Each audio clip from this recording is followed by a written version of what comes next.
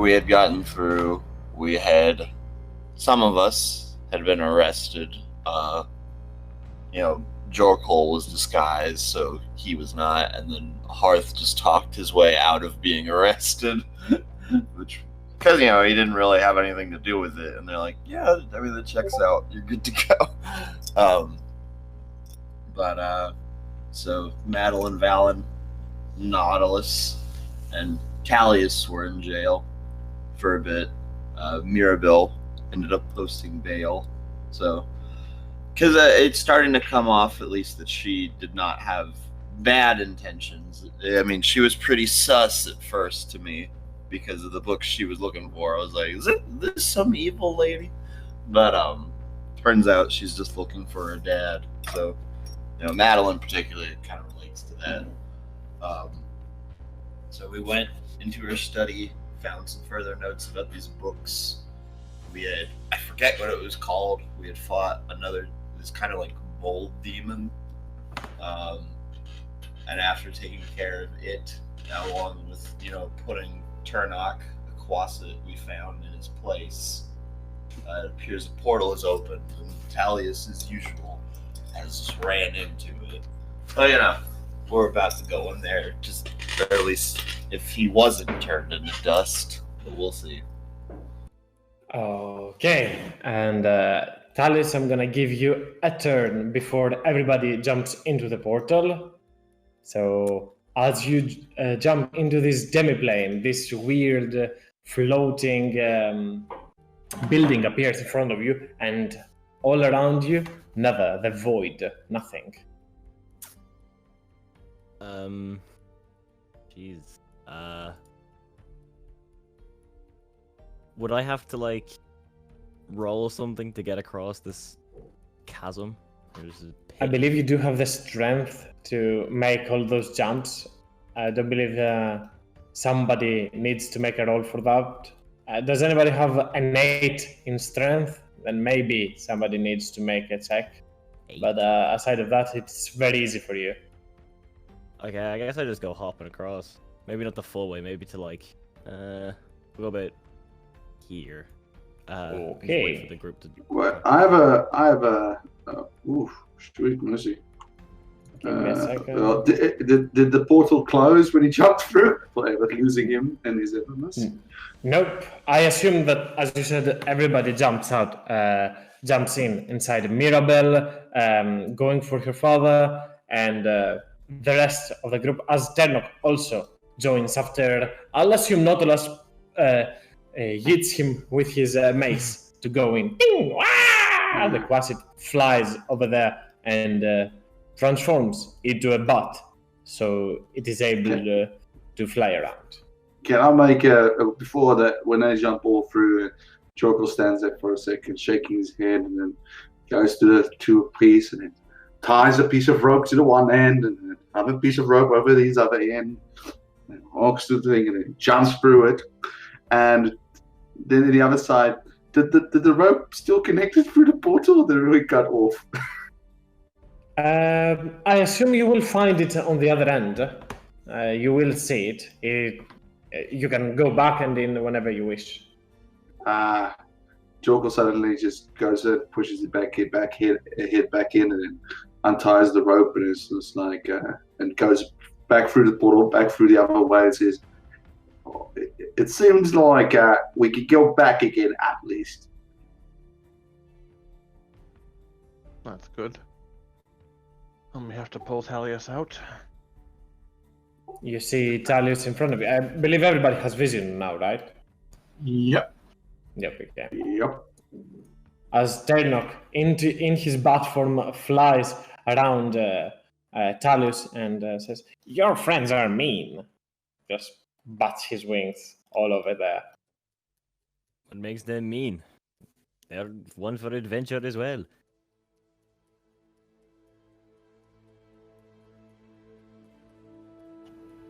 So, I need how we're going to get over into that tower. Yes, I've got an idea, huh? Mirabelle and... go ahead, Nautilus. Well, you could always use that rope you did earlier to give us just something to, in case we suddenly fall, grab onto. Put it straight across, maybe.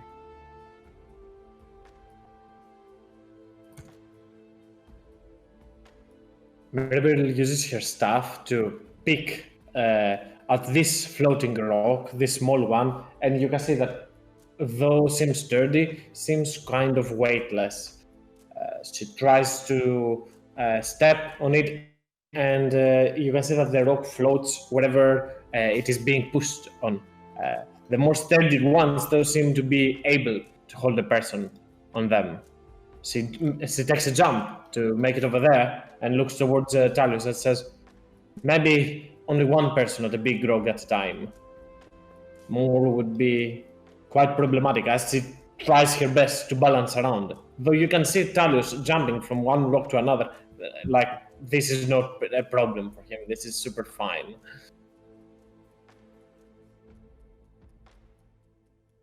I guess with that I'll move again just to make space for everyone again.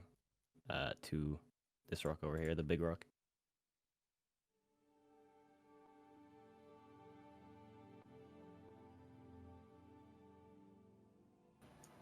Someone want to go ahead of me? I guess I can. What was the one that Mirabelle jumped on? This one, then this one, then this one. Pretty much she ignored that one over there, this one, and the one over there. Just to make sure, because I haven't heard him speak for a while. Valen, you're with us, right? Oh, yes, indeed. Okay. Sorry, just making sure.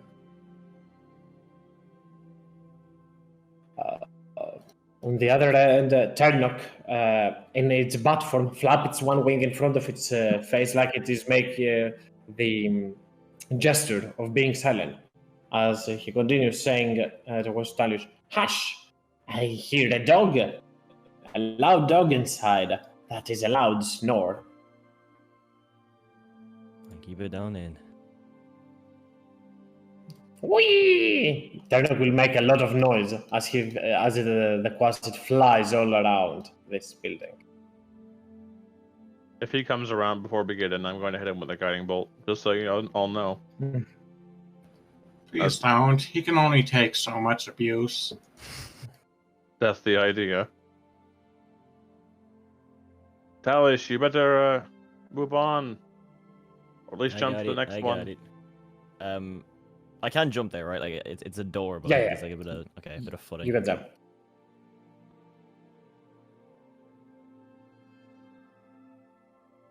If you wish to open the door, Talius, you need to make a strength check. Or a thief's tools check. Up to you. Like, the door is locked, obviously. You can either try to force it in or break it. Well, I don't have any thieves tool on me, so I guess it's going to be a strength check. Just a straight one? Yes. Okay. Ooh, not bad. Not great, not bad. The door thuds as you can hear a slippery noise from behind as something has knocked probably supplies, objects to the ground, and you can hear movement from behind. I think I woke it up.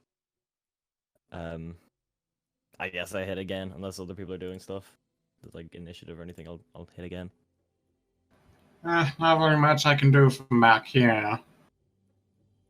I tried to help, but Not a lot of Mirabelle, footing do you think this rock ahead of on that you're on can hold me with you? Give me a second. She should be good on side rolls. She looks at that and says, "You're not waiting much, right? Oh, you do have a heavy armor, correct? Yeah. Maybe one of the skinny guys can fit in with me. This seems to be able to hold me, maybe twice my weight."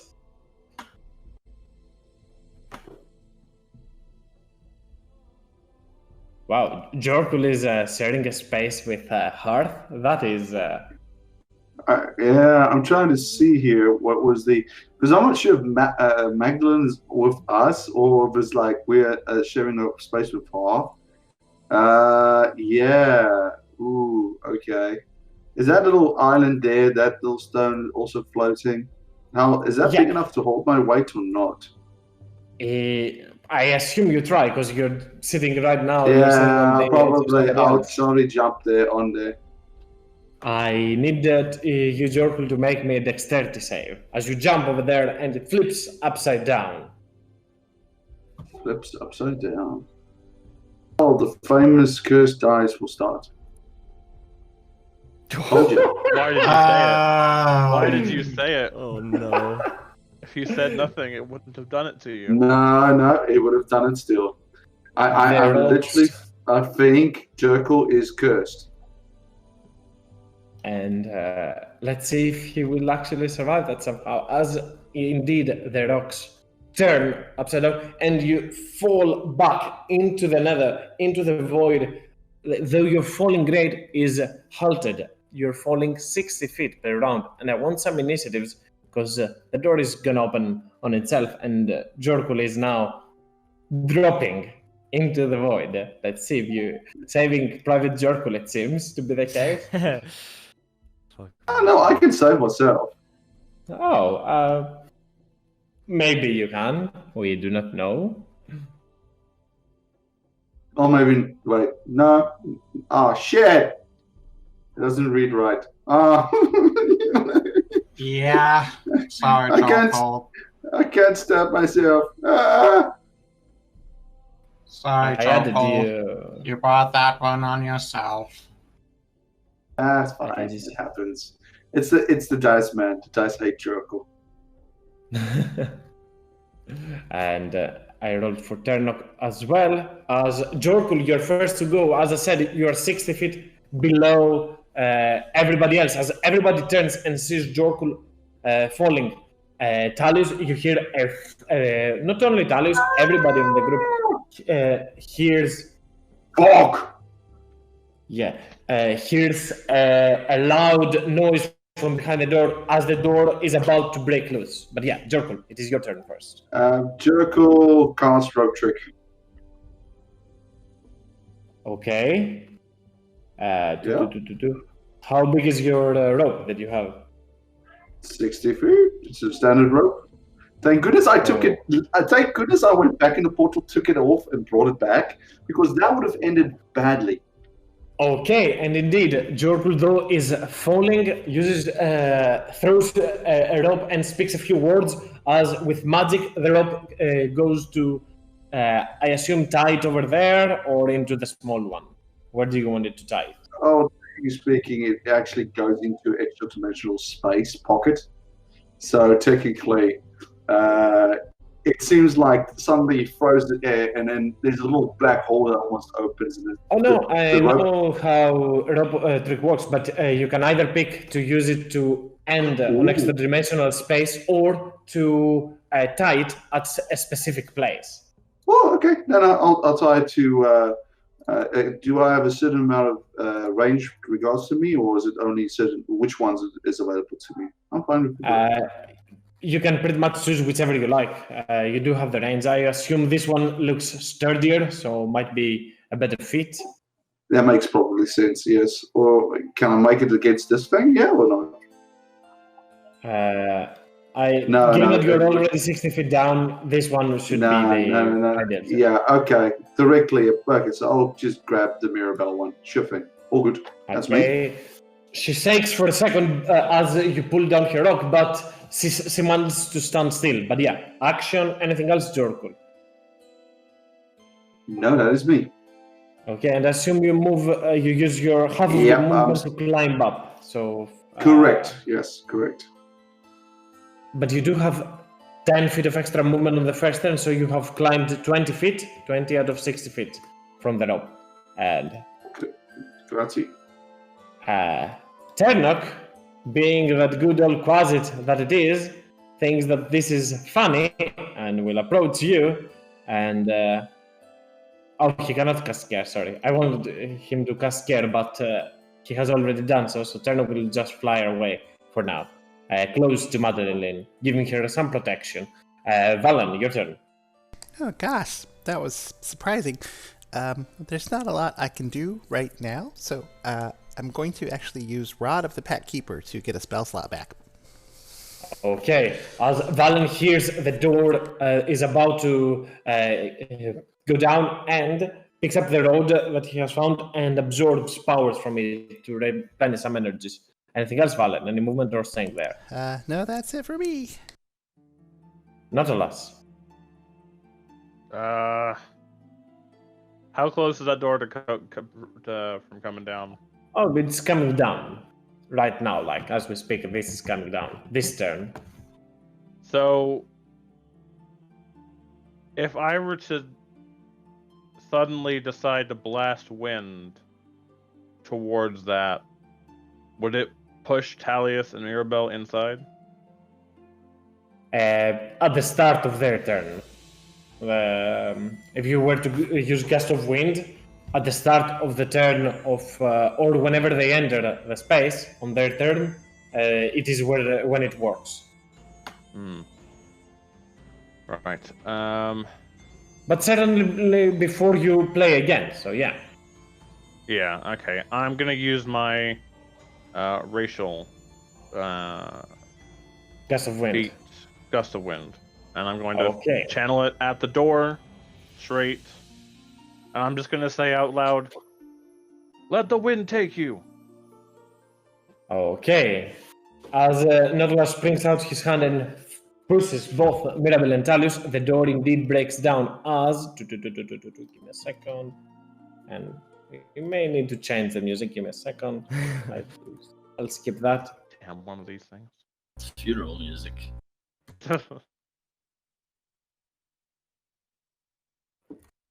And from the other side of this building, you see this fiend that stands as a hulking dog with a very big tongue on it. What the fuck is it playing? Not my intention to add this song, but yeah. It's playing one of the Doom soundtrack. It didn't really Yeah, specify. okay. That's a lot. It's okay. And as the candle destroys the door, now it is subject to your ability, Nautilus. So do I roll a strength check? Or do I roll? I think you roll a strength check, yes. Save, I mean. Save, yeah. Yeah. Gust of wind. The Yeah, cannon strength saving. Yeah. holds its ground as the wind overtakes it, and now can use its second attack. The first attack was to break down the door, so it will use its tongue attack towards Talius. That definitely And not, hits. yeah, I was not about to ask. And instantly, as the door goes down, the cannon throws its tongue, grabs you, Talius, as it binds on you, wraps itself around, and you feel this thorny tongue piercing against your skin and bleeding you out, as the creature will take a few steps behind to drag you with it. Oh, and you're also pulled towards it, as it slurps you over there. Madeline, your turn. It's because we just saw Jorkel fall off and there's not a lot of space, so... Oh, man. Don't worry, you saw me throw a giant rope to get stuck and start climbing up like a monkey. I can't exactly do that.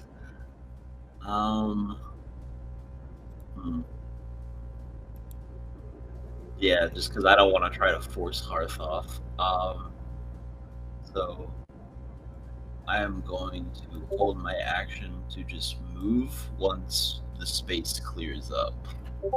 Okay. Yeah, I'm not falling off into the abyss. Okay, as Madeline looks around for an opening, waiting for everybody to make a movement, Talius, your turn. You're currently grappled and restrained. Yeah. Okay, and restrained. All right.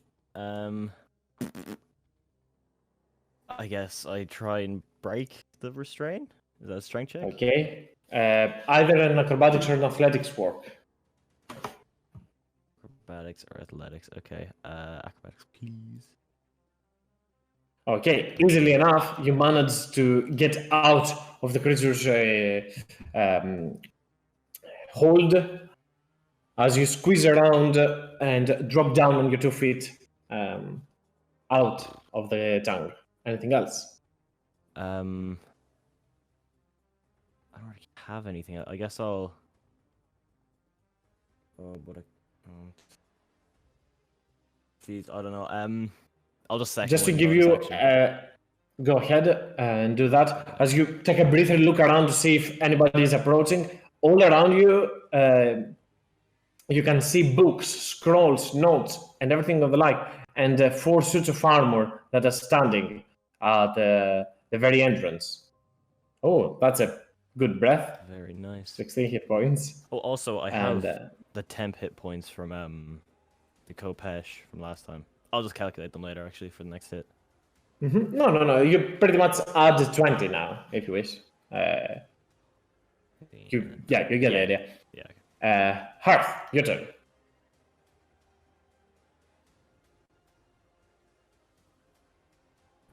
See, there's not really much I can do with Nala's taking the next rock towards the entrance.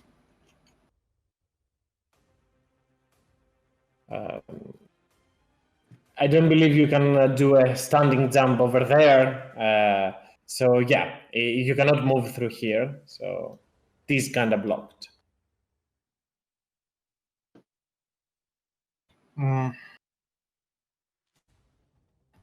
Alright. I'll just see if I can help Talius from a distance with standard firebolt. Okay. That would be a disadvantage given how many the cover of the creature. You can use, if you wish, create bonfire. I will allow you to do that if that is the case. That'll set the books and furniture on fire. I don't want to do that. Okay, so roll me a second time. A 14 will not hit as Hearth throws a firebolt through this whole mess, and it just goes a little bit wide, striking at the plate of the fiendish creature that stands in front of you. Anything else, Hearth? I'll just shout out the people who have me. Just Okay. get in. Mirabelle has to make a strength save. She can choose to fail it, and she's pushed 10 feet if she does so, correct? I think it's 15. It's 15. Okay. And as she let the wind take her, she takes a step back. That's hard terrain, and will use as much help as she can by first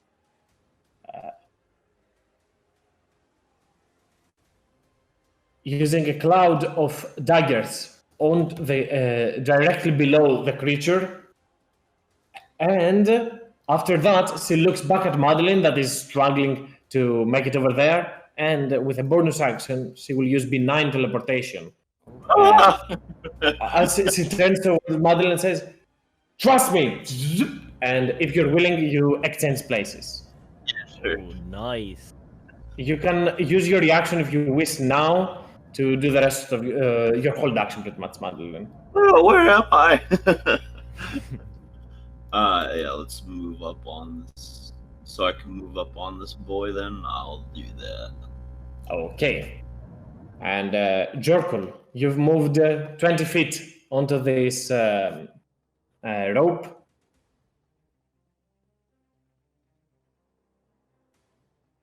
Yes, I have.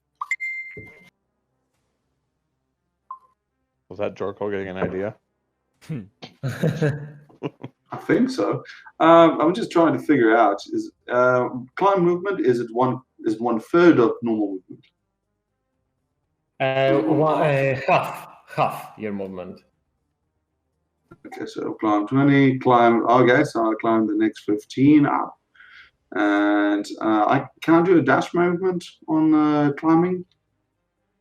Yeah, of course. and then he'll go. He'll basically do his next 30. So he has 10 away still from the top, as he sees and hears slobbering sounds coming from the top and fireballs flying, and wondering what the hell's going on. Just a second ago, he was free fall. Firebolt. You know what I mean. Okay, I must not remind myself to not insult the fire elemental. But he's up there, he's climbing still, and that's me. Okay. Ternok will rush towards Madeline. Hey, where do you think you're going without me? But that's pretty much what Ternok does inside, and he will change back into a centipede. Wow, creepy beast! In order to get a better hiding spot over there. Valen, your turn. I can see that creature. Give me a second. Mirabelle also might have taken a few steps back, so she can give you at least some room to go through if you wish. Okay. Not to block you. I will certainly move up that little bit, and I can, like I said, I can see that thing. So, as far as I can see, it's standing clear. So I'm just going to zap him. I would again, similar to Hearth, that would be a disadvantage. Yep. So let me I'll see do a one time. second one for a disadvantage for the first blast. 11 to hit. Okay. The first one will not hit, striking again at its plate. And the second one is a 9. Hopefully they like the pretty light show. Okay, that'll be it for me. Yep. Okay, as Valen throws both of his hands and sends 2 blasts onto the Canoloth, the Canoloth absorbs it on its plate, not shaken much by that. I forgot one ability that exists, but yeah. Nautilus, your turn. Nautilus will jump from here and then into the room about there. And then he will cast a second level. He'll drop the wind wall. Dang it, I was going to Okay. use that. Well, I guess I already said it. And then I'm going to second level guiding bolt. Okay. Normal pop. That is a hit indeed. And I will end my turn. Okay. That's 22 points of radiant damage as Nautilus jumps forward, and from the wind that he's pushing, he takes his hand back, forms a ball of lightning on his hand, a ball of light, and hurls it towards the Canoloth. This light blue colored sphere strikes at the Canoloth and coats all of its flesh as the Canoloth turns, looks at you, and roars. Nautilus. Next up is the Canoloth, which will use both of its attacks. The tongue attack towards you, Nautilus. It has a 30 feet range, but it will not hit. It also suffers 8 points of damage from the Cloud of Daggers. And then it will turn towards Talius and will try to claw him. Wow, that's not working for this. As it will take a step back over there. Madeline, you can make an attack of opportunity with your glaive if you have it on you. With advantage. Yes, correct. Because of the guiding bolt. 19 will hit. Thank you. And though you do find its flesh, it is very hard to damage this creature. This is a very sturdy creature. It has resistance to non-magical attacks. And your turn, Madeline. Let's move around this cloud. And that's 10 feet, so we're just going to wail on them a lot. Have at him. So let's go a 1. Let's try to hit. Adds up. 3 19s in a row. Wow. Oh, there we go. Well, I know what we're doing with that one. So, Bye bye. And Divine Yeet. 6d8, I assume. It's a first level smite, right? oh yeah. Oh, it's a feat? Nice. Yes. Ooh, I know who the Canal doesn't like now. But yeah, as Madeline jumps across the table and tries to pick the creature's attention, your hits are not much of a trouble for its resistance to your non-magical weapon. Doesn't really get bothered after being slashed a couple times. Yet, as it ignores you, you find the perfect opportunity to ram the other end on its head and engulf it with radiant light as it strikes at the creature's head and drops it to the ground. The canal then turns its attention towards you and starts rushing towards Madeline. But that's on its turn. Anything else, Madeline? And I'm just gonna move 5 feet back this way. Just pull it away from everyone else a little bit. That's it. Good turn. Okay. Talius. Booming Blade. Kopesh, the huge. Go ahead. Pop. Is that hit? 14 will not hit. As you pick up your compass and try to strike it, the Canloth is quite agile for its hulking size of a dog. But yeah. Second attack.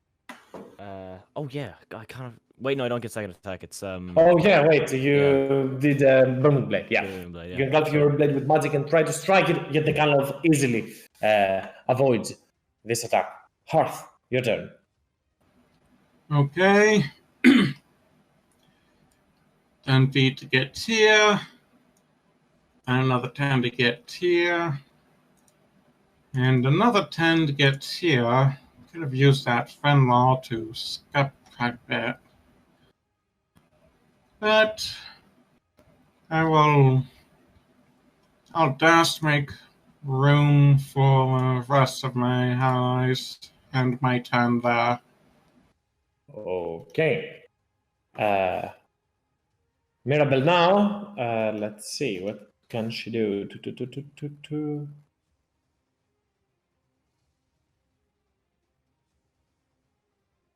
Stupid question, but we didn't rest before we got in here. It went in here short rest, right? No, you did not. Probably should have. Hindsight's a bitch. Alias, indeed. Wait, what are we supposed to do? Exactly. That's the point. Yeah. Okay. Mirabelle, for now, will given that she cannot cast benign teleportation again, so she will have to wait. She will hold her movement to step once again after Valen. Oh wait, I believe she can see the Canloth, and yes, she can. So instead of waiting, she will catch a magic mist at second level. So that's 8 points of damage from over there as she summons 4 bolts of energy and sends them towards the Canloth. After you, she says towards Valen. And Jorkul, your turn. Finally, I can climb up. That's 20 feet, and you're here. With 20 feet, you reach here. Yes, which means I have another 10 feet. Which means I can get to the other side. Mm-hmm. Sitting to oblivion. It's like suddenly next moment. But he stands there. He's finally there. He pulls out his axes, and I'm going to say goes into defense or dodge or defensive stand place so they can get advantage on. Okay, Jorkul jumps over there. Go ahead. Basically, and he stands ready to dive forward, trying to evade whatever attack comes his way. And that's me. Okay, as Tenok turns towards Madeline and says, Look, I'm going to help you this time, as Turnok will turn invisible and starts approaching the canal.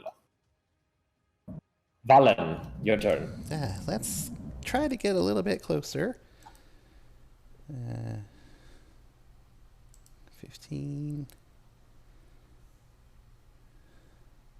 25, and I'll move down to there. Try to get a little better line of sight. And then I'm going to zap him. Okay, again, given that it goes through Jorgul, I would ask with disadvantage for this attack. Of course. 15 to hit. Does not hit. And second zapper goes 12 to hit. No, as you pick up your rod and try twice, swinging it across and creating those blasts of energy to try and strike it, but all you hit are the wall, the floor, and the ceiling over there. Okay, that'll be it for me. And Nautilus, your turn.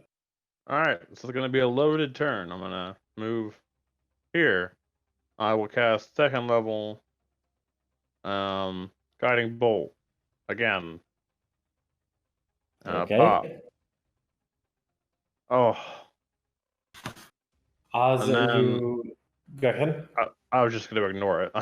This just, and then I will, like, with my other hand, use another spell slot to summon Dummy. Oh my god, he hit something. Yeah, go ahead. Nautilus gathers up light again in his warhammer and shoots it towards the Canaloth, but the Canaloth buckles up into its plate and absorbs the hit. And as it comes out of its hiding through its armor, the magical warhammer appears and strikes at it. Anything else, Nautilus? I think. Oh, then I'm gonna move to here beside Talius. Okay.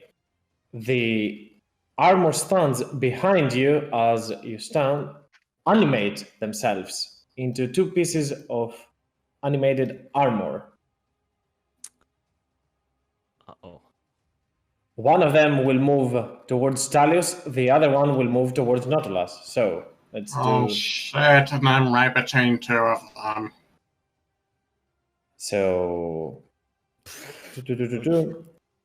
The first one will have advantage given that its remaining motion is indistinguishable. It is considered hidden. So the first one towards the both of you has advantage. This is the first one on Talius.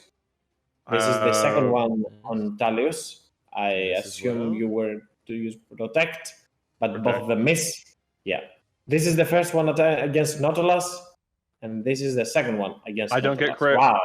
I don't get the crit. Okay, so it's only 12 points of bludgeoning damage as the armors move and rush towards you, almost like floating over there in this demi-plane. And though you try to shield Talius from harm, the other animated armor comes behind you and punches you into the head. As you turn to see what is going on, it punches you a second time. Nevertheless, as you are starting to get dazed by all that. The Karloff now, given what Madeline did with it, will take a step back and take an opportunity attack from Talius. Talius, you can Oh, yes. make that roll. But I'll go Kopesh. Okay, that is a hit. That is 8. Not bad. Not bad.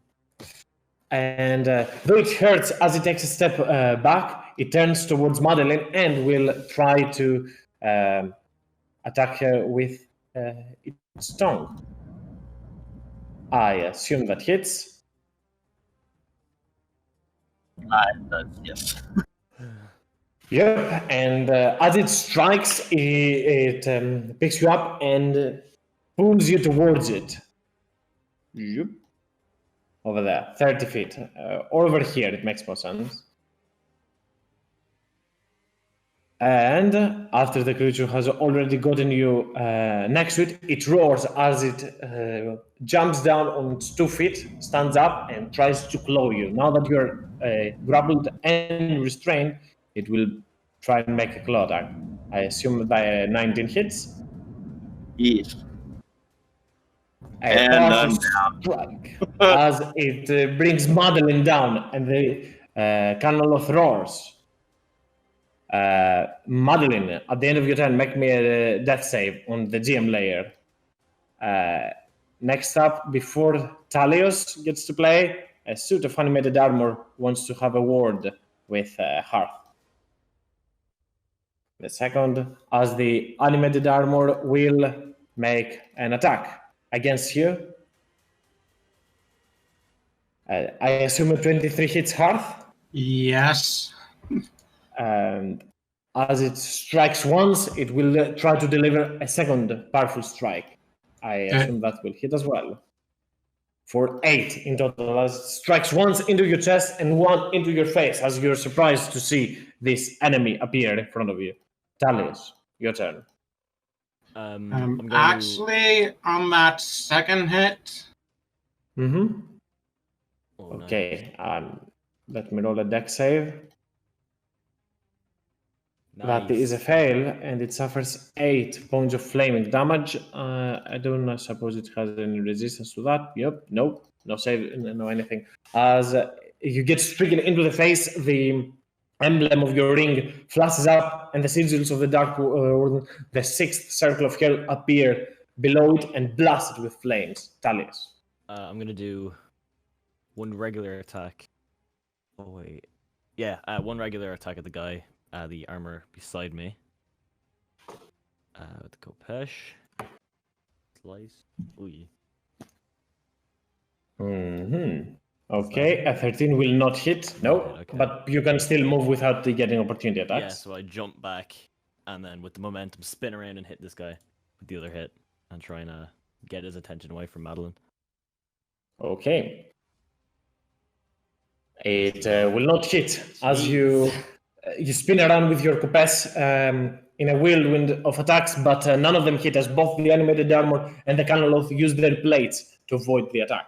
Anything else, Talius? That's my turn. That's all I got. Hearth. all right. Let me just. All right. Main action, I am bringing up my mage armor. And then bonus action, activating my mantle of the flame. Okay, and you also set the light to. Let me just do this. But yeah. As Hearth catches on fire, and anything else standing there or moving? Probably gonna risk an opportunity attack, but I'll move right here. And that you will, as I assume a 21 will hit. However, how much will the animated armor suffer? Well, if it hit me within 5 feet, it is taking 2 fire. Okay, so it's taking 2 fire from this attack as you move around and suffer a powerful attack, a powerful punch into your back as you drop down to the ground, look back and raise yourself right back up. Anything else, Carl? That will be all for now. Okay, Mirabelle is up next, who will start moving forward. Let's see, it's 10, 20, 30. And she spots Madeline, and she will take the dash action. As I said, she can fit in this square with a skinny guy like Valen or Hearth. She will come over here, turn towards Madeline and will say to another, take care of her, I'll get her out of there. And she will try to use again her benign teleportation. Though even if Madeline would be willing, this is what I forgot earlier on. Mirabel's magic fizzles as the Canoloth blocks any magical travel. And that will be Mirabel's turn, as she will drop concentration on the Cloud of Daggers, for it is only a hazard now. The animated armor will, let's do 1 towards Mirabel, 2 towards Hearth. Towards Mirabel it is, as the animated armor will move and make 2 attacks against the mage. Both of them will hit. As surprised as she is, Mirabel looks to her right and sees the animated armor coming with the punches, striking once at her chest and one on her face. Jorkul, your turn. Well, shit show this is. That weapon, what kind of is that? Is that a mace, as I'm saying it as well? Yes, that's this my is spiritual the weapon. yeah, the spiritual weapon. Unfortunately, this is shit. Mirabelle is in this contact with this guy. Can I move forward? How heavy does this plate armor look like? You can lift it if that is something you wish to do. Yeah, I want to toss it out of the freaking out of the door into the abyss. Okay, make me an athletics check. Do I just leave it there or there? I just don't get a good spot. Oh, there we go. Athletics check.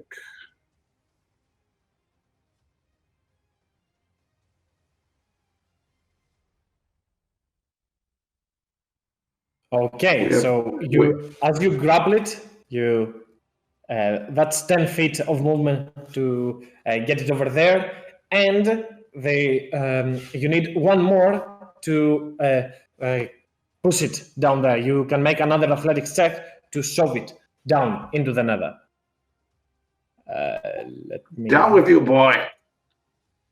Yes, indeed. Jorkul picks up the armor, and as the armor tries to resist and hesitates in front of Jorkul, Jorkul just roars and throws the armor down into the nether. And then he goes like, "You tell me what's down there," and comes back to the rest. Okay. And I think that's me, yeah. Okay, you do have, I believe, 15 feet more of movement if you wish to take them. Yeah, Just to I'll make probably sure. just move up a little bit over there to cover Mirabelle. Okay, there, Okay. and then just I have my bonus action left. Yes, correct. I'll go in the lovely, what is it called? Defense mode. Basically, if they come in close, I'm going to tunnel fighter style. I'm going to bash their heads. Mm-hmm. That's Okay, so you see Talius, you see something going on Madeline's things on her backpack as she's down to the ground, and you saw Ternok turn invisible, but something is going on her backpack and everything. Ternok is taking the perception/investigate action. I'm gonna leave it at that to see what I will use. Wow, he's gonna be great next turn. Valen, your turn. Okay. Goodness. I'm going to, from where I am, I will go ahead and get over there. It's very crowded now. So I'm just going to zap the armor closest to me. This guy. Okay. I assume you can go to Mirabel Square, then 5 feet back, right? Right. I have plenty of okay. movement. So, I yeah, just don't no want to walk right into disadvantage the then. middle of everything. Yeah, I understand. Like, you squeeze through Mirabel and Jorgul, make your attacks, and take a step back. Go ahead. For example. That will not hit. I could try again. Pizzow! There you go. That is the new one. I guess with the second arc, we need a new phrase. But yeah, as Valen splits himself between Mirabel and Jorkul, forces his way to try and strike once with his Stunning Blast, but he's in a clumsy position and the attack just barely grazes the armor. The second attack goes directly at it, striking at it. Anything else, Valen? That's done for me. Okay, Nautilus. I am going to raise up my shield and I'm going to channel Divinity Thunderwave at the two in front of me. So 16. Okay. The first one will suffer all of that. That would be 16 damage, correct? Yeah, 16 damage. Okay, so that suffers 16 damage and is hurled backwards. The other one succeeds, so it will only suffer 8 points of damage and stands still. As Nautilus powers up his hammer and strikes to the ground, knocking both the animated armors back. And then the spiritual weapon Like is in going one to of them, float. actually, but yeah. Yeah, the spiritual weapon is going to float up here and take a swing at the Canalith. Where is it?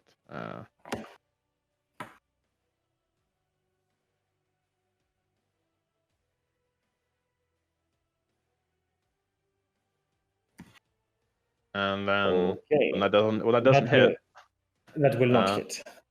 I will move. I'll take the opportunity attack and I'll move here. Miss. Okay, as you try to move, the animated armor swings but misses its attack, and one of them will run towards Talios, the other one will run towards Jorkul and Mirabel. Jorkul, I believe you can make an opportunity attack, or if it moves within your reach. That is correct. If it moves in close, I can make an opportunity attack. Okay, so it has to move even closer, right? Can get opportunity attacks without using your reaction. So yes, I can attack it without using my reaction, which is lovely. I'm just curious, is it allowed for me to maybe try and make a grapple attack? Not on an opportunity attack. It is as a part of your action, you can try to do that, but not as a part of an opportunity attack or a bonus action attack. They're different things, but yeah. Yeah, this is it says you make opportunity attacks. Yeah, cool. Mm-hmm. So let's do this. I'll hit it with the axe. Go ahead.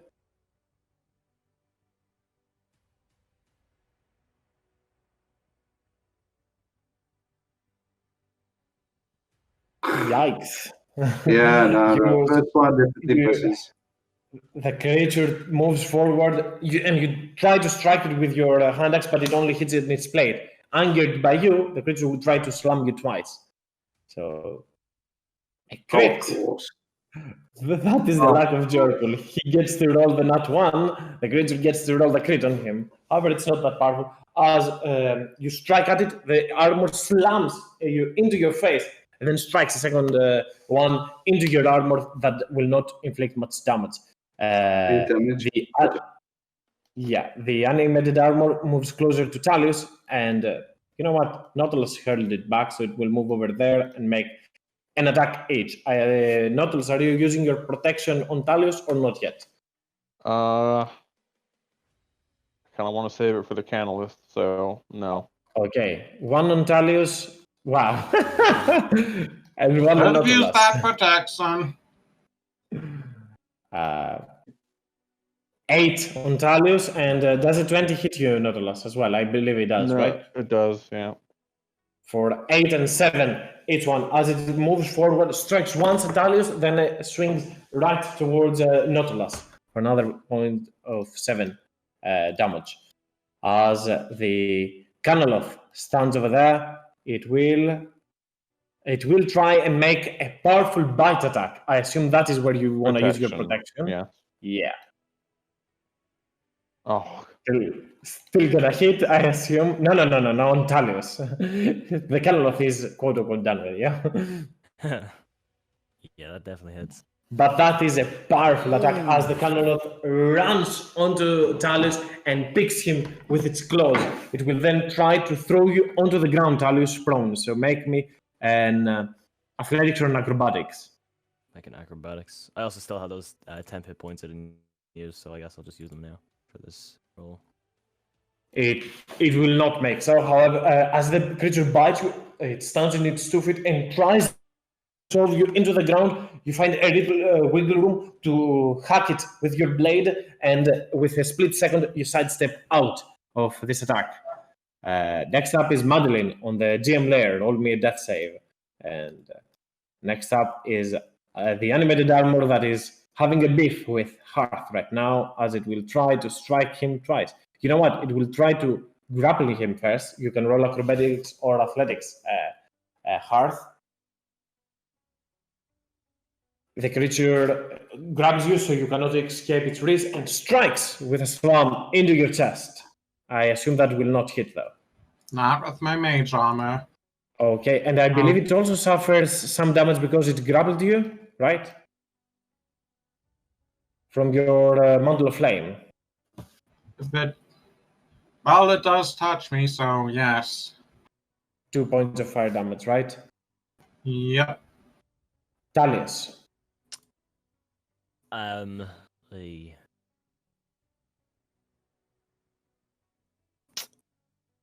should focus one. How's the armor looking? Is it looking rough or is it looking like the armors, I believe all of them are currently bloodied. Yes, all of them are currently bloodied. Okay, the Caloloth is not yet. Yeah, I'll hit the armor then behind me and see how it's looking after that hit with just a regular attack. Okay. Oh, damn! It will not hit. Try the second one as well. No. Okay. No. Well. You spin around with your compass again, try to strike it, but this creature is just a suit of plate armor. It has no weak spots. It is very hard to find a place where it would actually hurt. As it, confused as you are between the two enemies, you make 2 attacks against the armor, but it stands still. Hearth, your turn. All right. Well, there's an armor that's grappling me.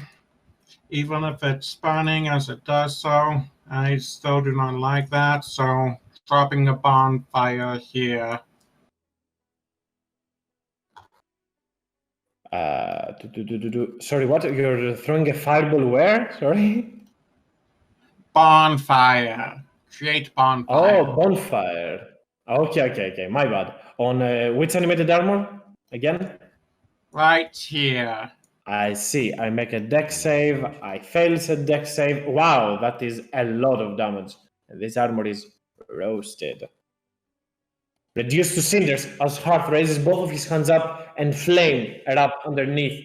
And the armor just makes this squealing sound and drops down onto the ground. Huh.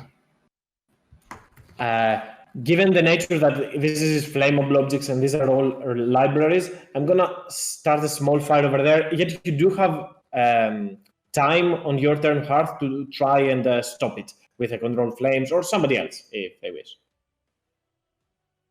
before it erupts into something bigger. Anything else, Hearth? Yeah.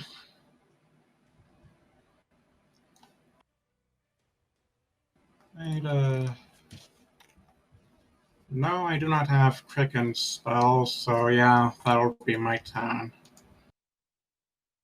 Control Flames is an action. I see. Mirabelle will try again. Hesitant to believe that her spell failed earlier. She will try to misstep next to Talus, but it will not materialize as she curses as she moves next to him, taking an opportunity attack from the animated armor. Not multi-attack, only one attack. That will fail. as she will come next to him and use this good spell on you. Talis, as it comes right behind you, touches you, and your skin starts turning into stone, hard as stone. Thank you very much, my friend. Take care of this fiend, she says, as he will take a step back over here again. And Jorkul, your turn.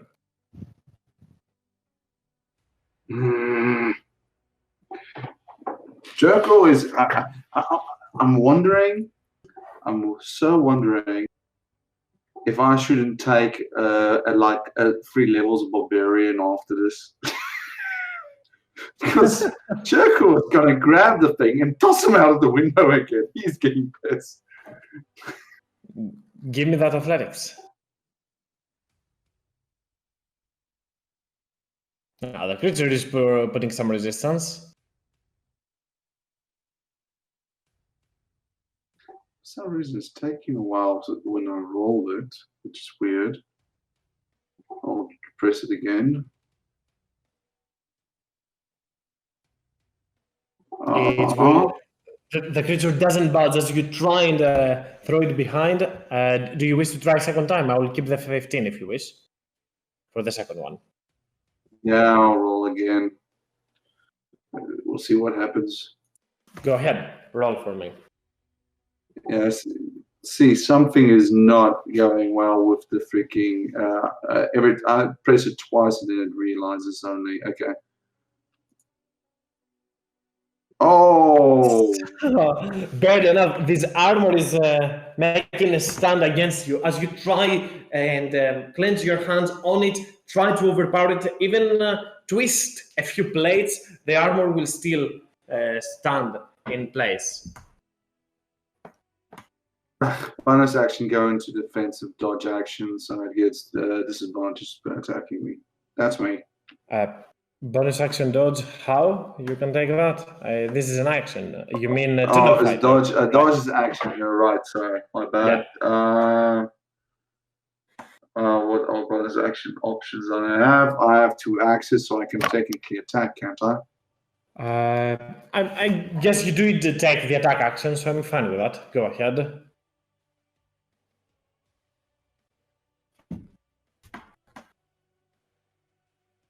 Yeah, I really need to figure out. I'm going to restart this page in a second.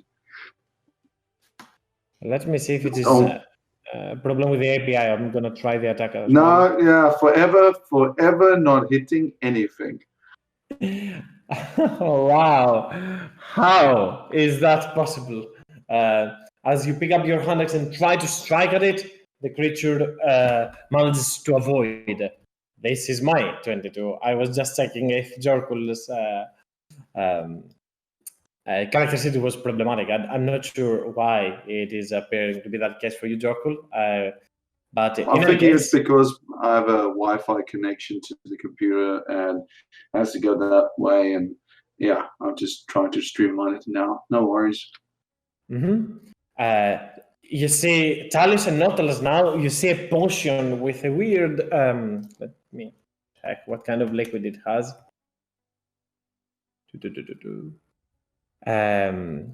A potion that is separated into a brown, silver, and gray layer, resembling bands of stone. And though it is shaked, the colors do not mix. This is not a healing potion, and yet it somehow finds its way into Madeline's mouth. Madeline, you do not regain any hit points, but if you regain consciousness, you are under the effects of a potion of climbing. As Turner yells, give her a healing potion! Valen, your turn. Okay. From where I am, I'm going to release a radiant healing light into the room. Okay. Healing everyone else How many? but me. Okay. Does that heal Mirabel as well or no? Just It does. Sure. It targets 6 people, and I target everyone but me. So, everybody, including Mirabel, gets 7 hit points. Madeline, you're up as well, and you can climb now. Oh, why? There's a weird taste in my mouth. And you feel Ternok moving away from while he's still on you into this centipede form that he is. Slithers away. That's a bonus action, Valen, correct? No, that's a full action. You're Oh sure no, that I'm it's sorry. It is a masculine bonus word? action. No, it is a bonus action. Yeah. Okay. In that case, I'm gonna pizzow this guy, the suit of armor right in front of me. Pizzow! Woo! And now Valen's getting some cheers. 13 points. This is where my luck goes. Is he still up? Is that thing still up? No, it is down. Then I'm gonna step in so I have a nice, good, clear, unobstructed view to the bad doggy, and I'm gonna yell, "Bad doggy!" That is a Zap hit. him. 8 points, and then I'm done. And now the creature is bloodied. As the creature is about to roar and attack Talus again, the blast strikes it on its face, and it starts bleeding this purple ichor, this purple liquid from its mouth as it roars once again. Not a loss. Obligatory miss from the spiritual weapon. Oh wow. It's hitting today.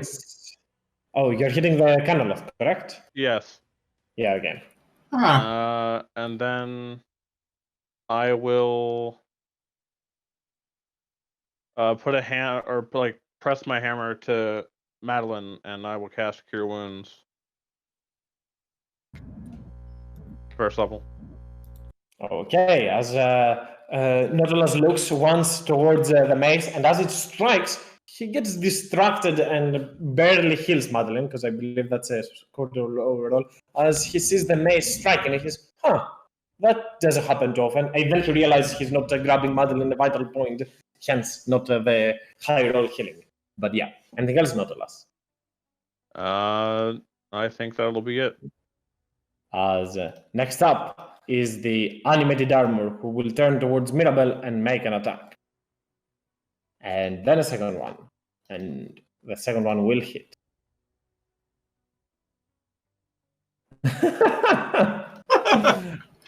And you better pray that Mirabelle makes her constitution check to keep up.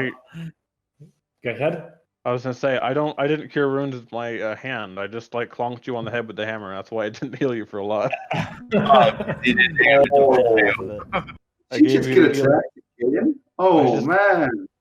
Oh Gave you- man. healing bonk. As the animated armor strikes twice at Mirabelle, but you can see her hand has turned into stone, and it starts. The stone texture starts to be going missing, but she managed to keep hold of her concentration, and now the Canaloth will go towards Talius once again to knock him down to the I ground. protect.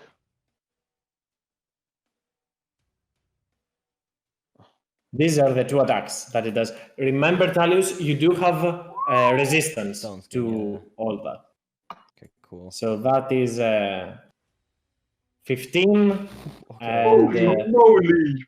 an 8. So 23 total. I told you better pray that she makes the concentration check as the Canaloth bites again at you, and you can feel how tough your skin is and how powerful this creature teeth are. And then it will Try. quickly claw you, but you still suffer the attack. Still up though. So Madeline, your turn. Well, yeah, it's close. If we weren't as close, she'd probably move. But hey, it's too close for comfort, especially when Tally's getting hurt. So she's just gonna go for it. Let's do it. Ooh. Yeah, that fits. It comes for you, the parasite. That will not hit. However, I don't know if you were to do that. You can move over here, and if Talius moves over there, he can get flanking advantage. You do not suffer an Yeah. opportunity attack, but yeah. So Madeline tries to draw the attention of Karloff as she barely is up, picking up her glaive from the ground. What are you doing, woman? You can hear Ternok saying, Talius. 2 attacks against the dog. As I said, if you move over there, you can get advantage from flanking. However, Yeah, I'll take the you will suffer an attack. opportunity attack. Yeah. I might die. I don't believe you can die, given that you still have stone skin on you. Skin, But that's yeah, true.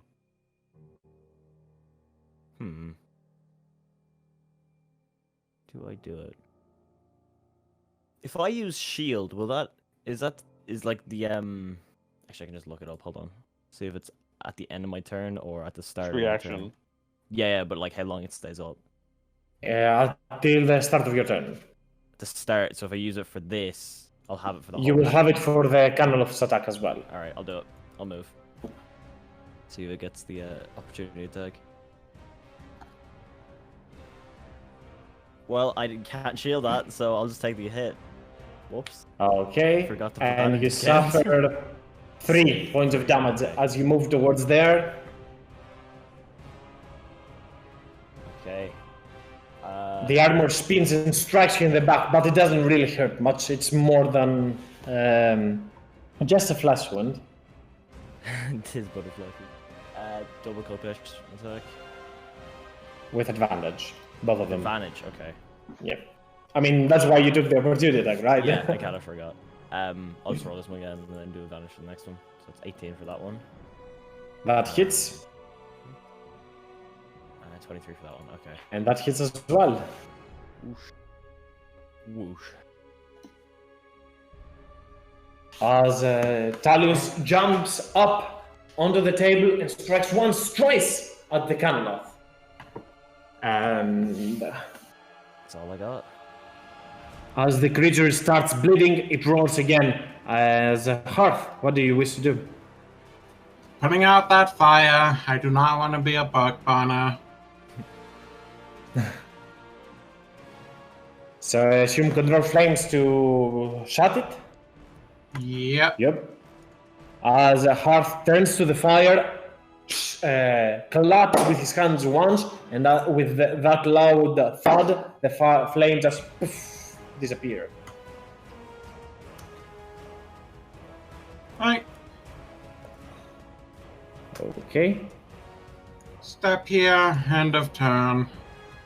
Mirabelle now will, looking at the armor in front of her that she has, she will cast Magic Missile at 2nd level one more time, and the armor goes down.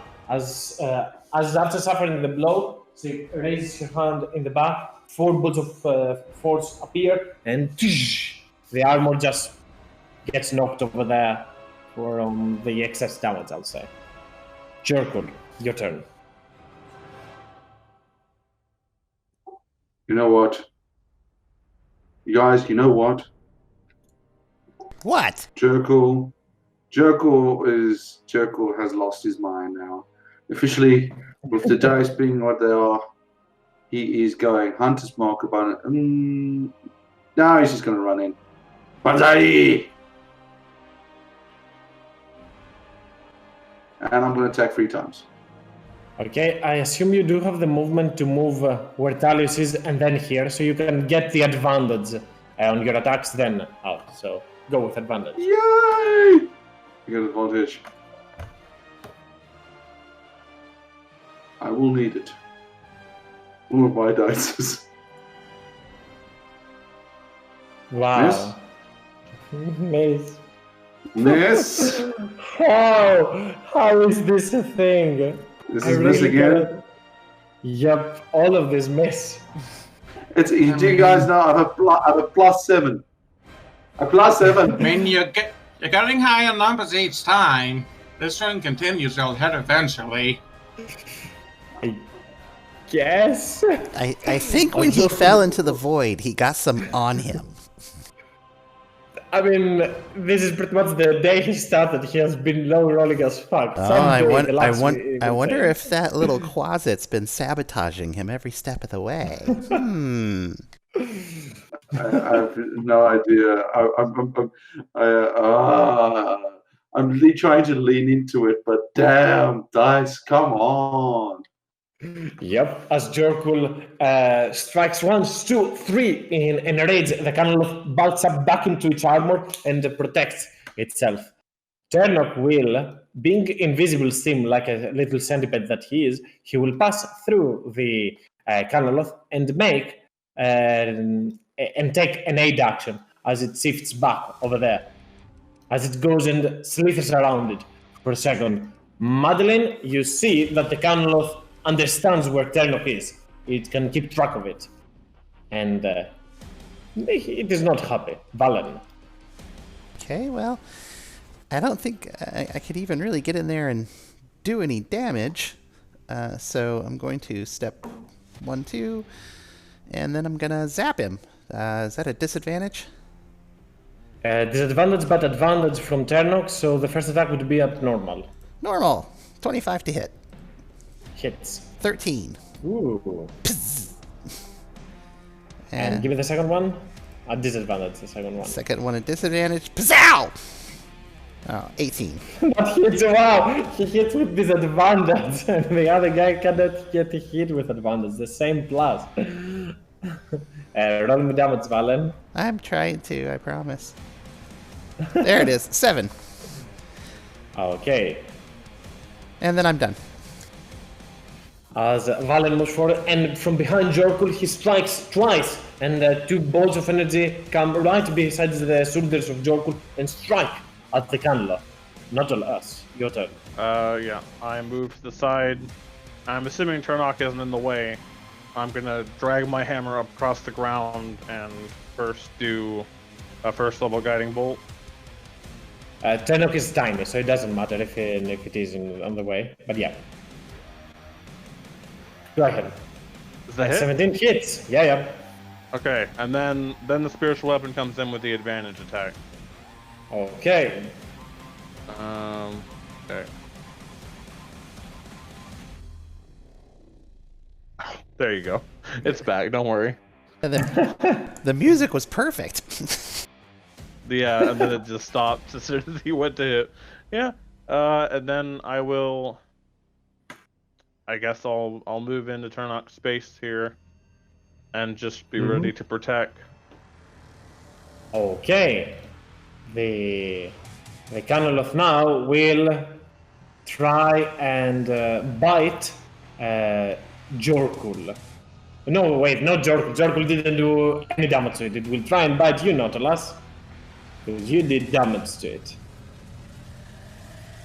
But Miss. the attack will miss as the Canoloth turns towards you, Nautilus, and tries to bite you. Then turns its attention back again towards Talus that struck it twice and will make a claw attack against him. Protect. Well, not sprint one. You cannot protect though because you're not within range of Talus, but that doesn't matter much. For the Canoloth tries to swipe at Talus, even with its last breath, as it is barely able to stand up now from the guiding bolt, it wiggles in the room and tries to swipe at him, but at no effect. Madeline, though the attack missed towards Nautilus, you understand that the bite attack that went for Nautilus was actually going for Turnok. But yeah. I can't see anything. I think I got stuck in this corner. Like I can't move at all, or I can't see anything. So I don't know what was that. You can move through your allies if you wish. Oh, wait. No. I see what you mean. Yeah. It's My bad, black. sorry. Yeah, okay. Should be better now. She was having a no clip error from Gmod. I removed the dynamic lightning. Not I much see. need now. Did you turn on at all? You just hear that metal clang sound over and over and over again. After he used his action to do the aid action, he reappears. So.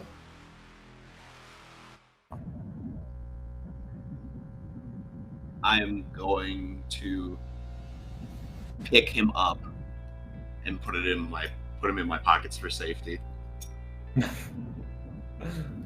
Okay, I'll assume that's part of your attack action, like a grapple check. If you wish to make an attack, you can still make one more. That's what I'll do. I'll just put him and say like, "Stay, don't. I can take a lot more than you." And she's just gonna pocket him despite his protests because she doesn't want him to actually get hurt.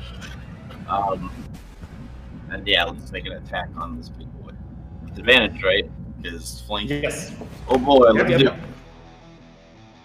Yeah, that checks Here it we out. I still have the ram at least.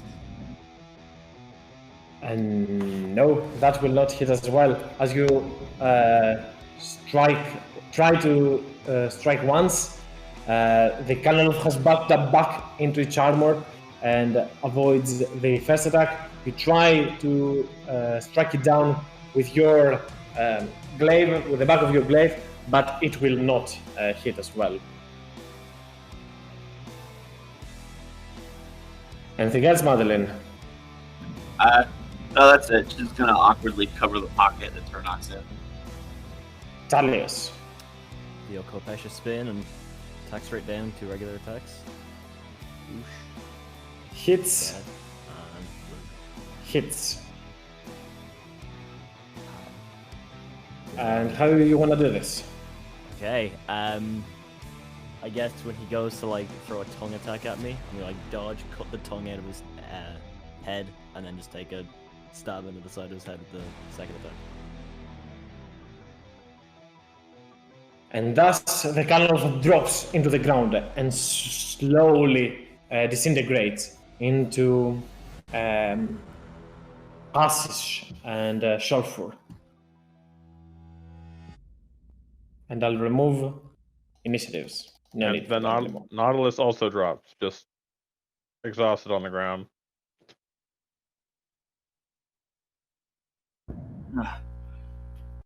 How is everybody? I'm doing fine. She'll let Turnok out. Ternok takes back his original form and turns towards you. Ha ha! Ternok saved you, little girl! I'm just gonna say, oh, I'm considering setting Talius on fire for being reckless and nearly getting people killed. Ternok looks towards her. But I gave her that potion. I gave her that life. You cannot convince me otherwise, Ternok says as he goes around and throws books down from the bookcases and stuff like that, like an agent of mayhem that he is. A few books. It's a quasit after all. It I can't do much. look to Madeline, just with just a tired expression. I mean, Really? It's kind of cute. I don't know. Maybe he's growing on me. I think that there's a remove curse if you need to get rid of that. I'm more worried about the frog arm. If you get an opportunity to get another eye, I actually recommend it. Blink, blink. Listen, I've got enough things to explain the magical if and when we find her. I don't want to explain that too. So I do have one potion of healing that I would like to share out to you guys, since you were getting chomped and slobbered and stepped on and poked and pass it around like a blunt. everybody gets a half a hit point. I can heal. I can heal. If anyone needs to pick me up. Perhaps we can just take a moment after we're done in here. But let's find what we need to quickly. True. Maybe we could just rest for a short moment here. Do we think the portal will stay open that long, though? Mirabelle, as you say that, Madeline, Mirabelle looks back at the portal. It seems steady for now. I believe we should be safe here. there must be something on the notes, and she goes around to check on all different kinds of notes that exist in this place to get some information about that. Adieu. We lost the bard. I'll re-add him. His job was finished. He survived barely. But yeah. Mm. There around you, just to give a little bit of a better description of what is going on around, all over here in the middle, you see different types of scrolls, all of the Conjuration School of Magic. Up there, you will find some spellcasting materials, an orb, some wires, maybe a bag that contains some eyeballs, some frog legs, a twig, stuff like that, certain alloys.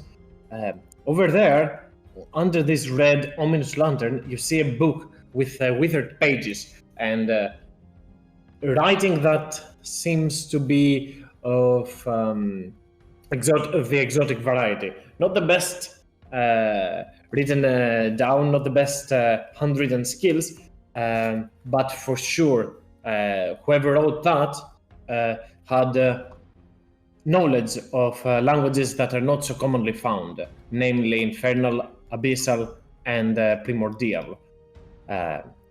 Over there, just to finish up, and I'll allow everyone to do a quick thing and check. Over there is only a scroll that seems to be standing in somewhat of a pedestal. It is Mirabelle that goes up above it and starts examining it for a while. Next to Madeline, where she stands right now, you see another. Primordial is written here. My bad. These were all fiendish writing. Infernal and Abyssal over there, and Primordial writing was in this desk over there. Last but not least, there are some books, Hearth, that you can notice that have been made regarding Angelstan's location and the history of the town.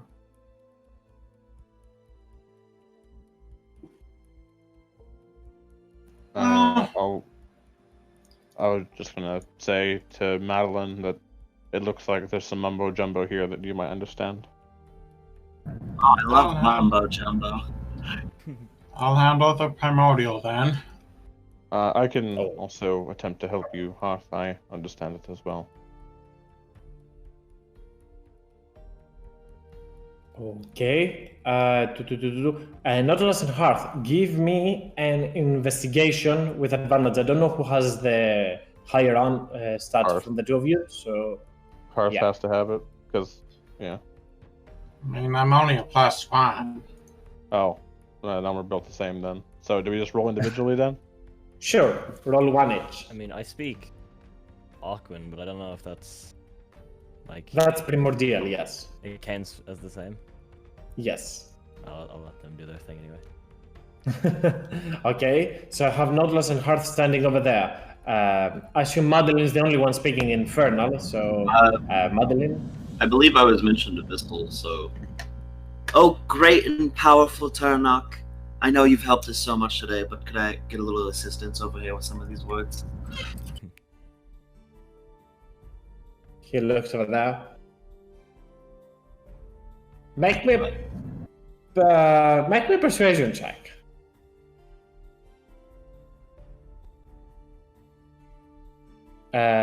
You do have one exhaustion from going down to the ground, so roll me with disadvantage. Yep. Okay, let's see. But Ternok shrugs as he's enjoying creating a chaos all around here. Fine, as he jumps over there. If you had failed that, I would have given you the names in different order. And not the correct names. They would be all mixed and matched, but you will see soon enough what I mean by that. So I have Madeline with Ternok going over the names over there. I do not need another check from you. Valentalius and Jorkul, what do you guys want to do?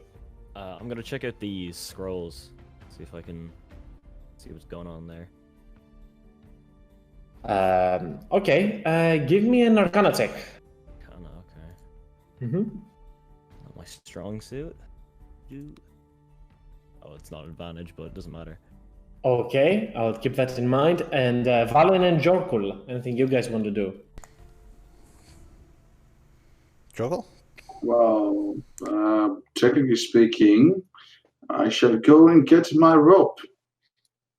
Because rope is Oh. rope is an important thing. Yes.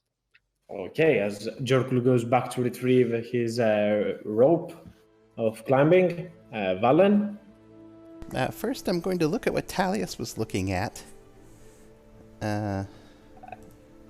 These are all different kind of scrolls all Okay. around him of the conjuration variety. Then I'm going to use my celestial sight to see if I'm blinded. All these scrolls are magical, and you can pretty much use them. This one over there as well. This is a scroll, though larger in size, and has some inscription. This is also a scroll. Scrolls are considered magical items as well. Right. Well, I look at Talius and say, well, all these are magic. Whose tower is this again? Or whose little room? I actually forget it's Mirabelle's Fabius Veldrenov. Fabius, yeah. She will say without turning towards you, but listening to what you guys are saying. As you can see, that that's a lot of summoning, a lot of scrolls. Yeah, would it be appropriate to take all of these? Make me a persuasion, Valen, on that. Hearth, you want to say something? I'd definitely be taking those Conjure Elementals. Well, I haven't announced what they are, other than they're magic. Okay. Mirabelle looks towards you. Let me see how big is the difference between the two of you. She'll say, you can take some. She looks around, sees Madeline playing with turnip.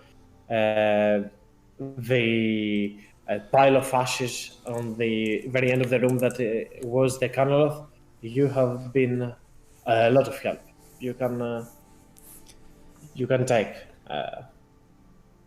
all of them if you wish. Squeeze!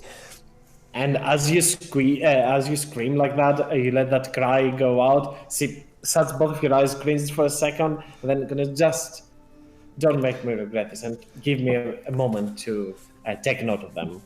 These are all that I have of the last possessions, the last things that might be from Fabius. That big the big scroll that you're looking at, Mirabelle, is also magic.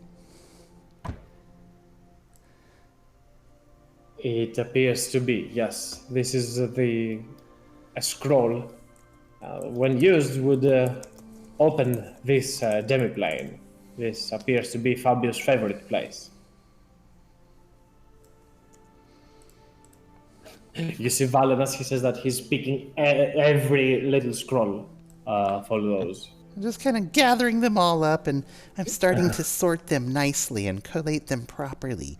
I'm going to try to alphabetize first, and after alphabetizing, I've got to categorize them. And I wonder if I could mark these with like a Dewey Decimal System or something. I don't want to go back to that library though. Oh boy. But yeah, and this Celeste. I better not let anybody. Oh boy.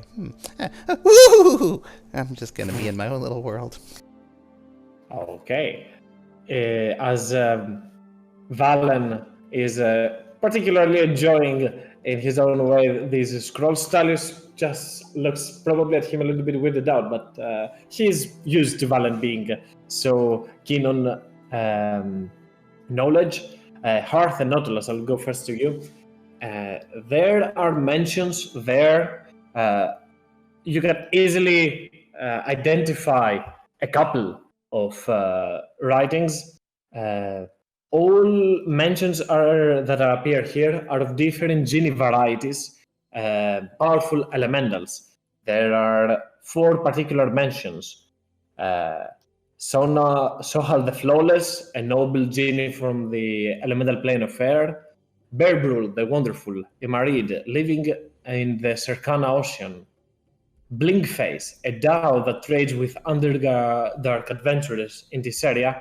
And Caliph Mutiv Kufur, an ancient noble Efriti from the elemental plane of fire.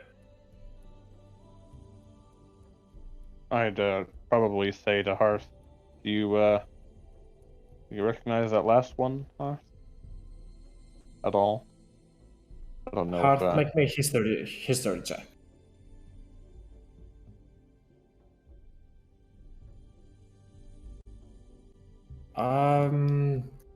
I'll say that the only thing that you've heard of this powerful elemental, but it has been years since the last time you've heard.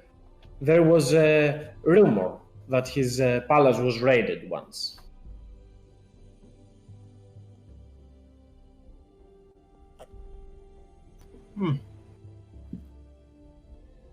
Well, it's been a while, but he's been through rather tough times, if I recall correctly.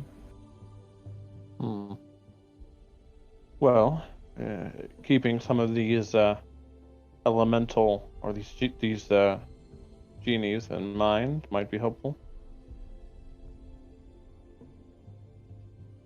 And as a Madeline, did you see my whisper?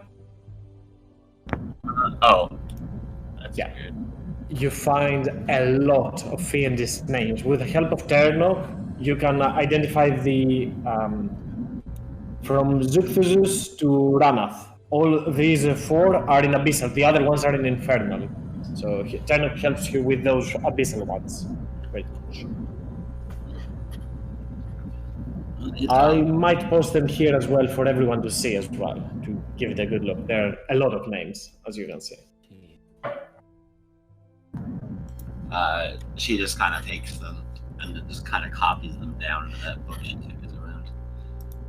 These are a couple of names worth keeping track of, I suppose, if we find ourselves in these locations. Interesting. This many names. We have the true names of a bunch of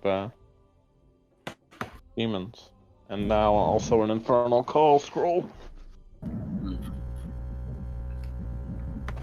Yes. Regardless, this is stuff that we can focus on later. Mirabelle, were you able to find what you were looking for here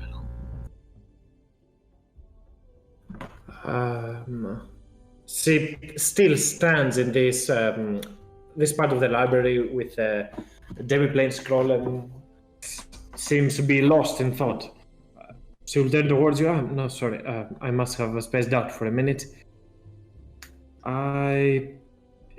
It does not explain much. There are no notes, no mentions, no anything that would indicate why Fabius put an end to all this.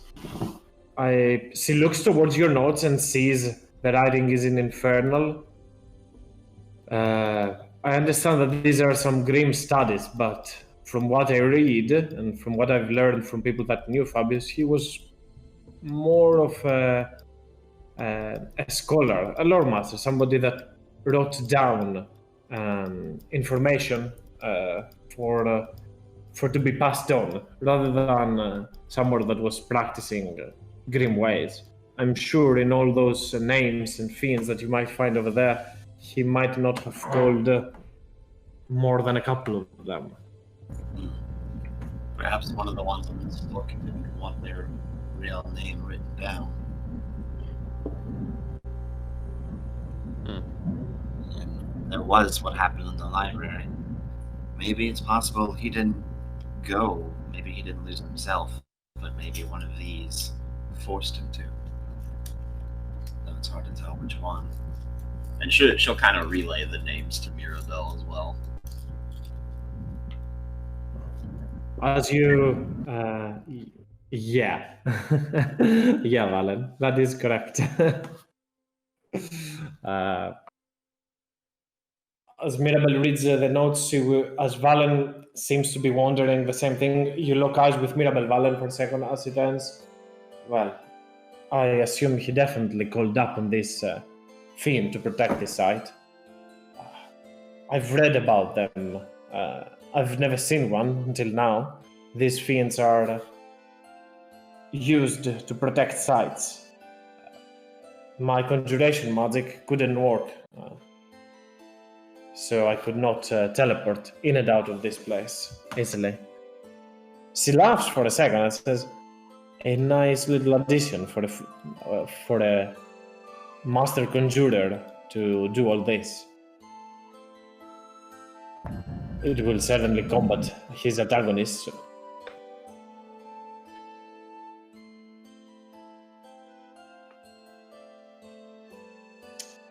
Jorkul, given that you were the only one that got a little time only to pick up the rope, if there is anything else that piques the curiosity of Jorkul in the room, let me know.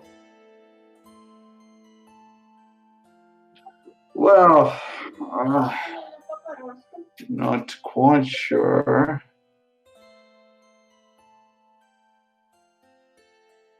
Is there anything of note, like, can I do a search action to see if there's any more of these potions or anything that Turnoff, for example, picked up and threw down Madeline's throat? With a quick check over there in this part of the library, you understand that there were not any potions or magic items. You understand that probably they're not find it somewhere else.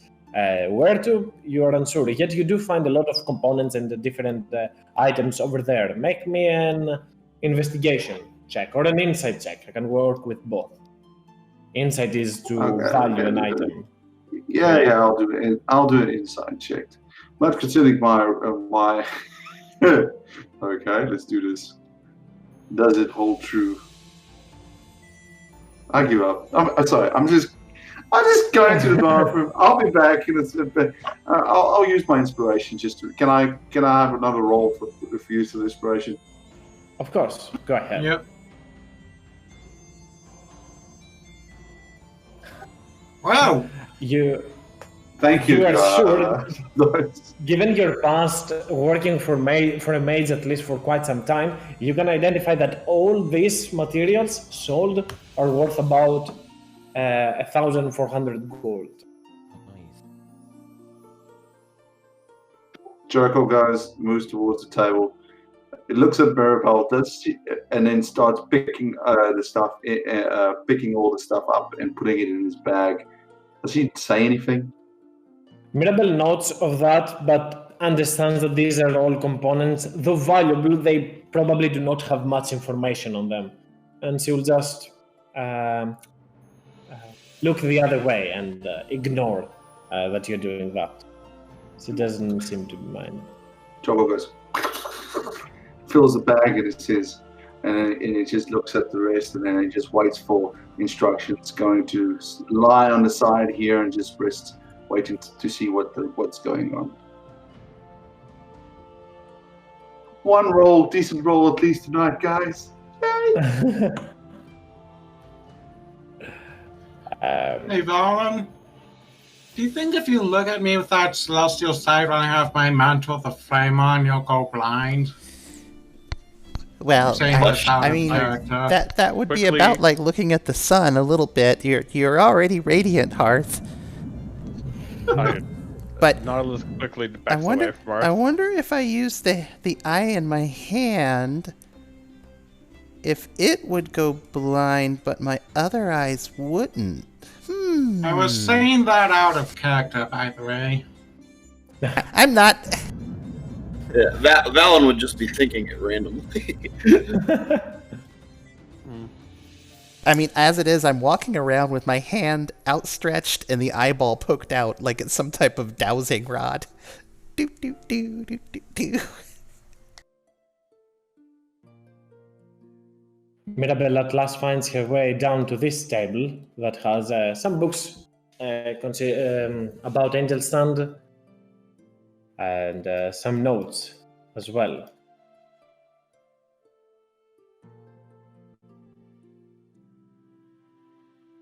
It will take some time for her to go through all those notes, so we should have a break about now and come back to give you the information that Mirabel finds. Right, yeah.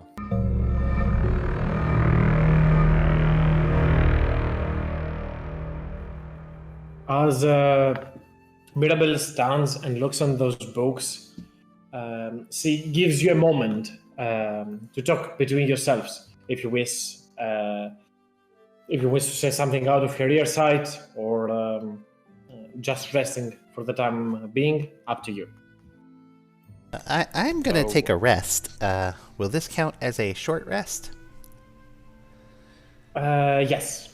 Mechanically, it's a short rest. There's a chance that we almost instantly will go to a long rest mode, depending on what you decide to do after this whole thing. But yeah, Okay. for now it's a short rest. Short rest, anyways, because for all we know, there's another candle off on the other side. Do I have we're permission? just gonna. Do I have permission to fireball if it's another candle? We're just gonna Yes. come back. We're gonna go back to the portal, and it's gonna be 20 years before. Oh no!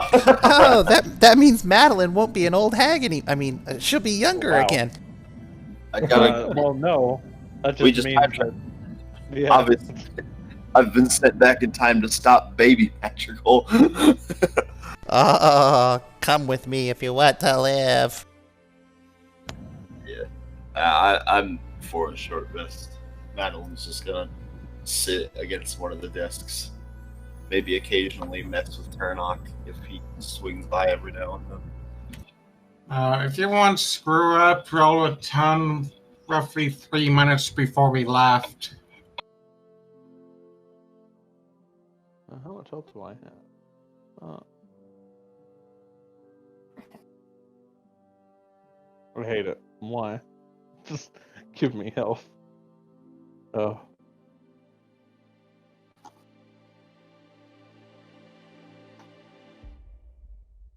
Well. You know what? I'm gonna roll the big boy dice. There.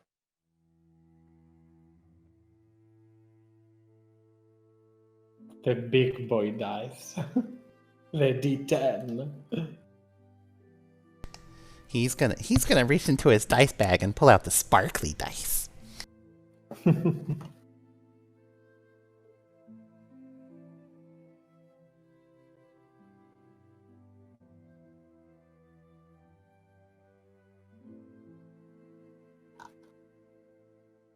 Okay.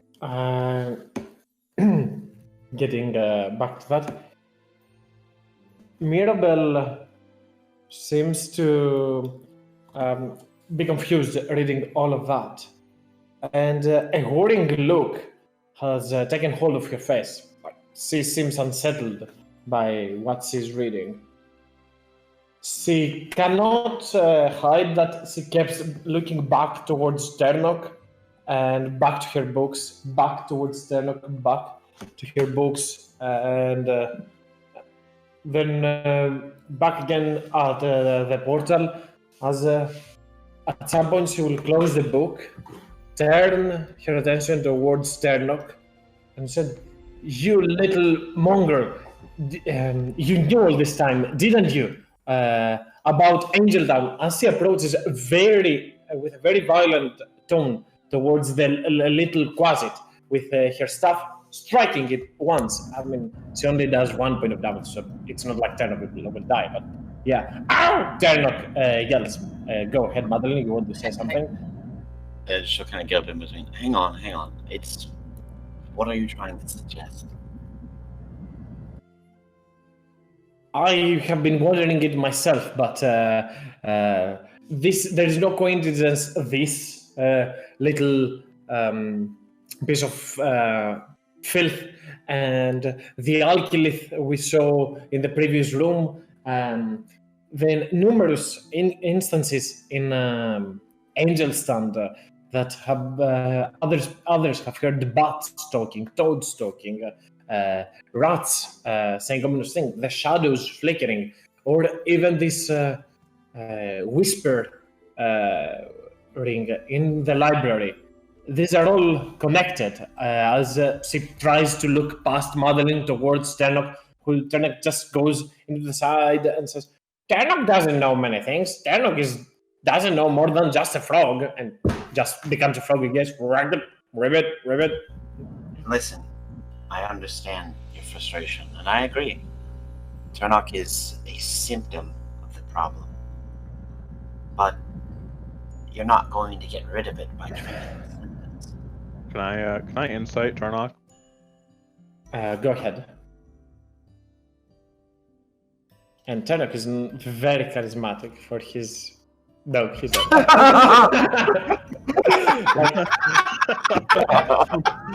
You definitely See, get that's a Jurkle. That's a Jurkle style roll. Why is he rolling a Jurkle? There is like a big grin on the face of the frog. Even when it ribbits, you can see like the frog cannot hide its laughter, cannot hide its smile. How funny it finds all this. As a Hey, is Mirabel my turn, spiritual weapon still? No, it doesn't. We have a long rest. It's not. He's not within striking distance. I mean, thematically, let's say that you use it to strike him once and send him back over there. Ow! That was uncalled for! You can hear from Ternok as Mirabel turns back to Madeline and says, you might be right on that, but he, alongside with many demons in this city, came from the same place.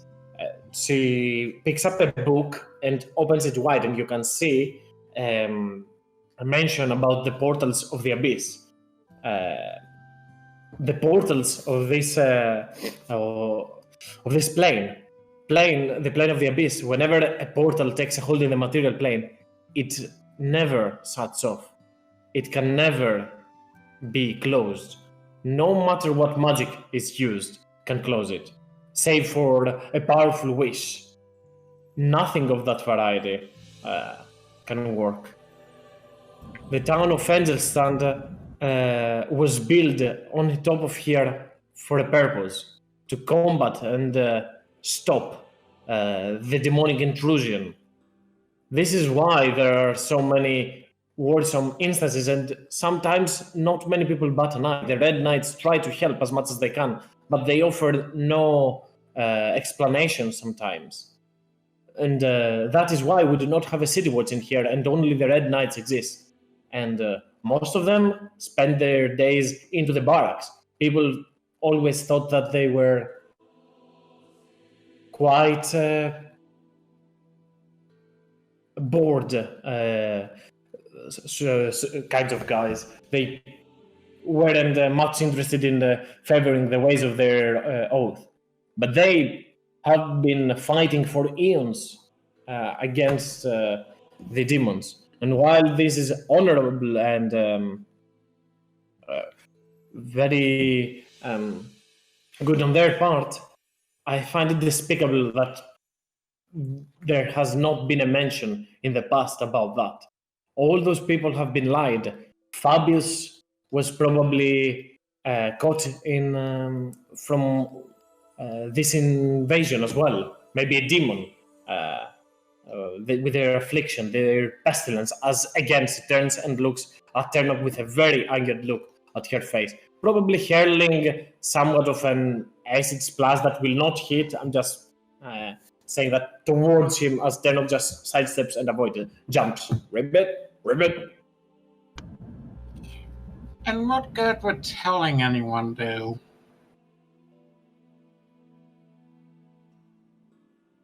Well, if people were to get a hold of that, they could at least know why, what they are setting themselves up for staying in this city.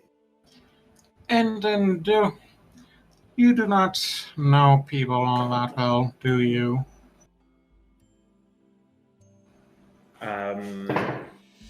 Okay. Well, Make me a persuasion I'll- check, Hearth. Not a I would say I cannot say that's persuasion, more like nor intimidation. Make me an intimidation check. So it is not like I'm trying to hit you, but it makes a little bit more sense for me. Make a pessimism check. I was actually going to continue if you'd let me. Of course, go ahead first and then roll that. Okay. On average, people get scared. And when people get scared, they do many different things. People scared will do anything to make themselves feel safer. Many different people doing many different things will inevitably cause chaos and offer an even more tempting target to the forces of the Abyss.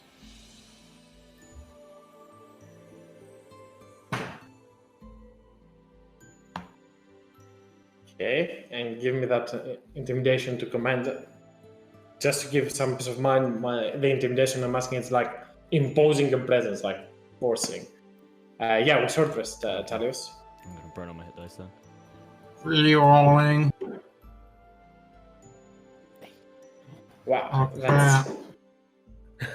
that's not a very good roll. As a Mirabelle will shrug and look back, will avert her eyes from you, Heath. Maybe in your plane they do. That would matter, but we are not. You're not from here. Why do you even care? She doesn't seem convinced about you. Seems rather just shutting you down, not really listening much to your logic, rather than that shutting you off. Mirabelle. And I purposely miss her with a firebolt. holy shit! A firebolt flies next to Mirabelle's face as it charts a little bit of hair from here and flies, striking at the wall on the other side, not at books. I'm sure that Hart would not want to start another fire in there. Mirabelle turns her head and leers towards Hart for a second. I'll give everyone some time to react to that. Do not presume to know me or my people. I will have you know I care very much for this world. I care very much for all the people in it. That is why this whole Abyss portal business needs to be kept secret. What do you think will happen if Angel Stand falls to the Abyss? There's nothing left to keep them from invading en masse.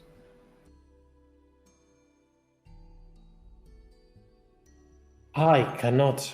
She says that she will try to not maintain any more eye contact. Like you've won the staring match right now. She looks a little bit below for a second. Because I cannot, in good conscience, stand in this city or have any of my closed friends or people that I know in here stay in this city without them knowing what they are standing upon. A cemetery of many people and a bomb ready to explode. Though a bomb, it's not a safe word to say. And a volcano ready to erupt. No, that makes more sense. Since we do not have bombs. Mirabelle, and Madeline's just kind of, she's not gonna like make her face anything, but she's just kind of trying to come off a bit more close, like vulnerable, just kind of like grab her hand a little bit. I understand. But if we are going to say anything, I do agree that maybe it should be kept a secret, but we have to make sure we have all the evidence concrete, and it has to be gone about in a proper way. I want you to be safe. I want your family to be safe. But I think the best thing we can do also, I know it seems impossible, what we can also do is look for a way to seal it, look for the bridge. And after I find Magical, I have no problem helping you find it. Okay.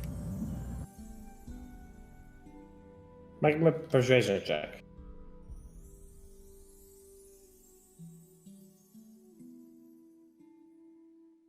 Yeah.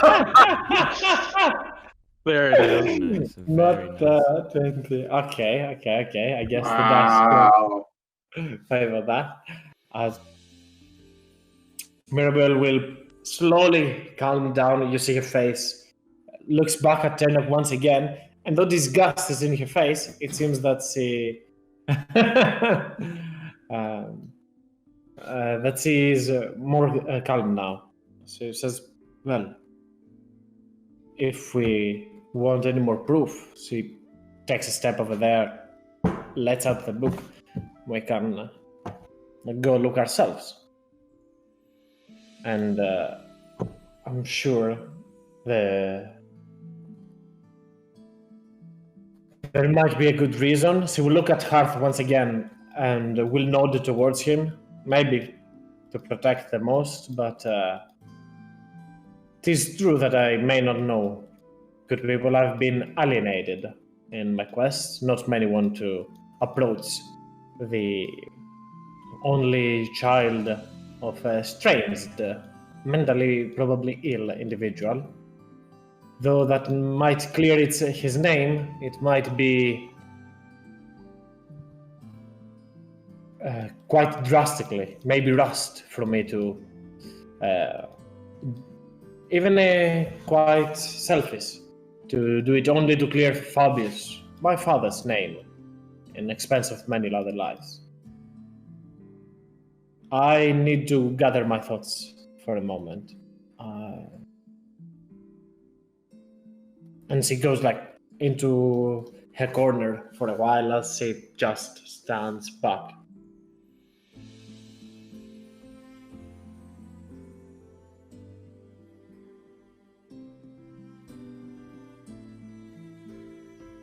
Hearth will let her have her room.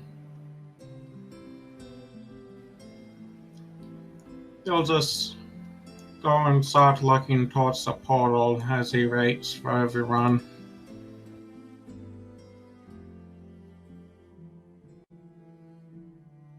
Turnip lands on Madelaine's hand. And with a very... Oh, you're not hurt, are you? Says, Turnip screams for a second.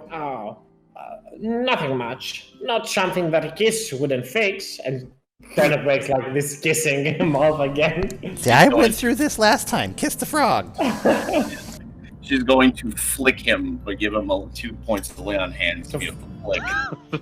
Ow! Turnip will scream, uncalled for, but Turnip is fine. Looks back at Mirabelle. So, what did you find? What is the next stop, matey? As Turnip picks up again his normal form and starts almost dancing with his 2 feet and making maneuvers like a pirate.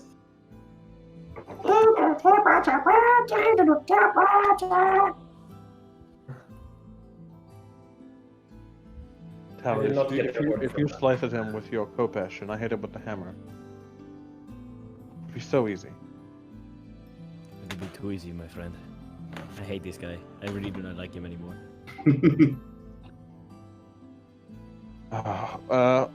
Oh, right.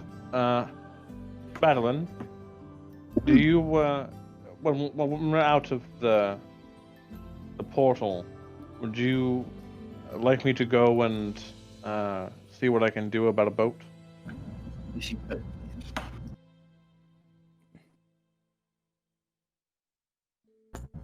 And Turnok, I would suggest that when we're in public, you stay as a frog for the most part, or something like that.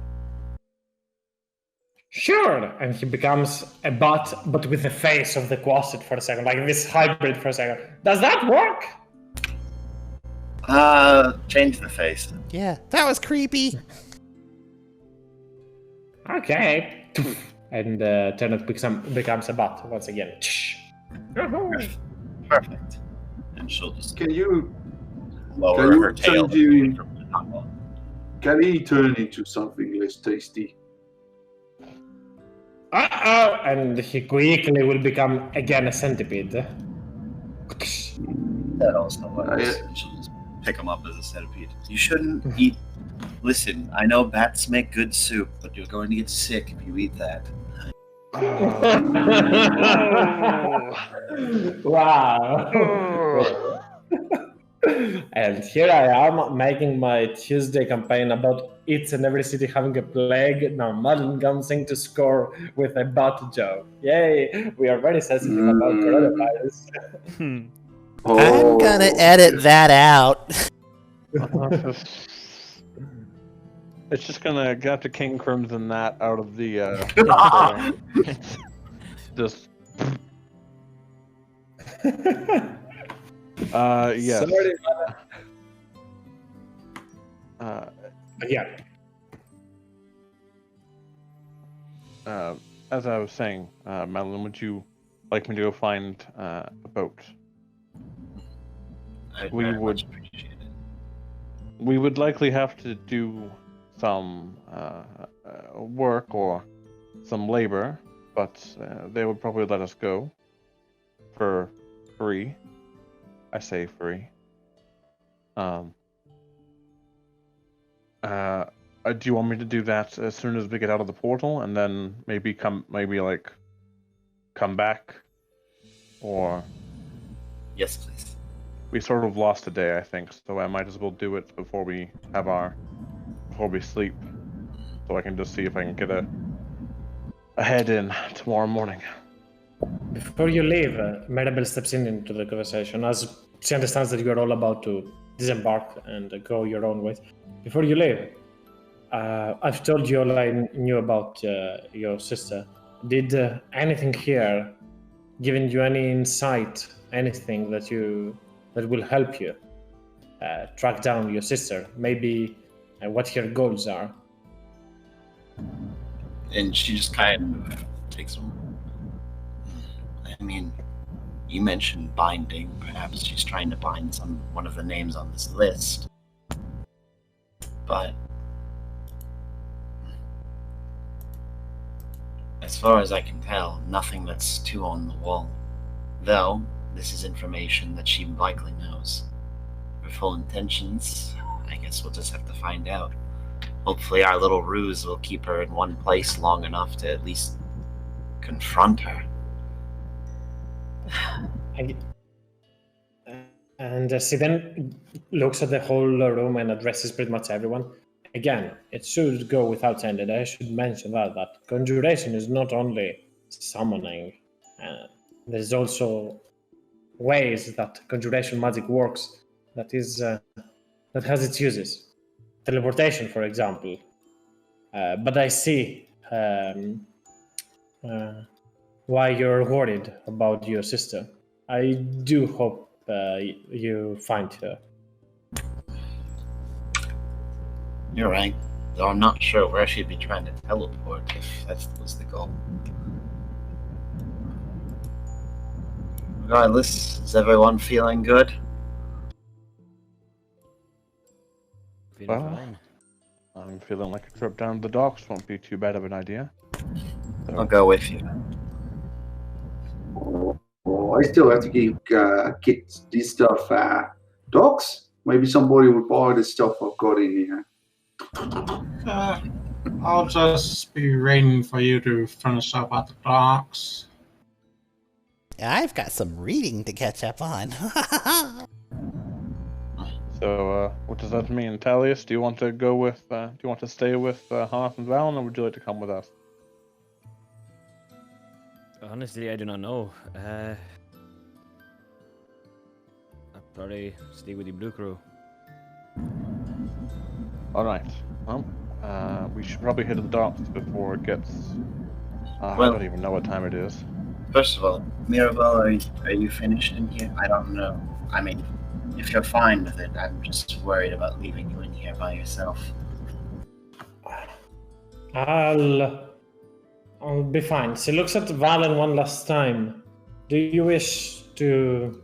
I've done all I could with the knowledge in here, though I would like to examine it somewhat more. Maybe this portal will not close as long as I do not close it.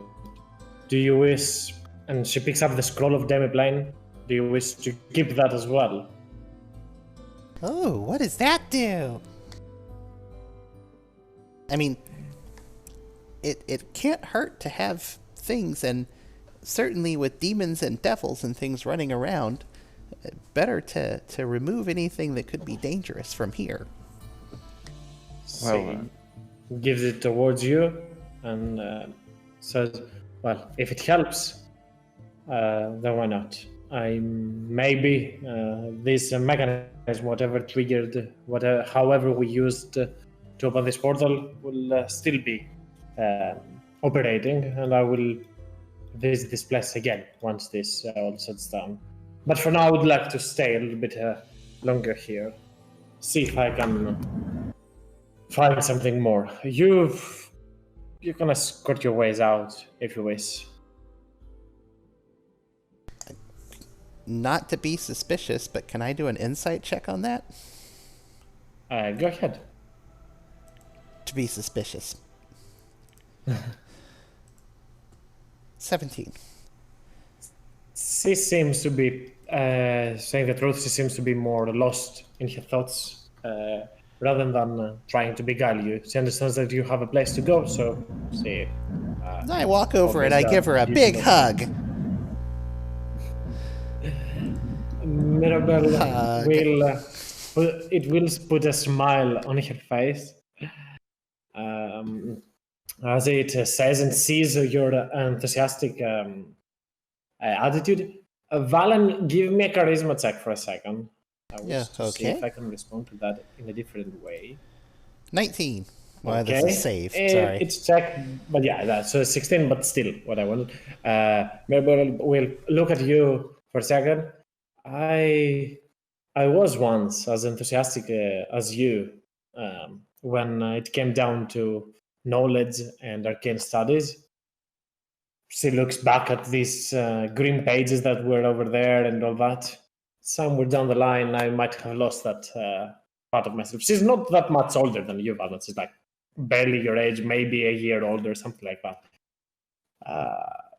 Thanks for the reminder. I believe I might need to approach the things a little bit different. Who Well- knows? Maybe even surpass my father. Well, there is a saying that if you follow in your father's footsteps, you will become him. So just be careful.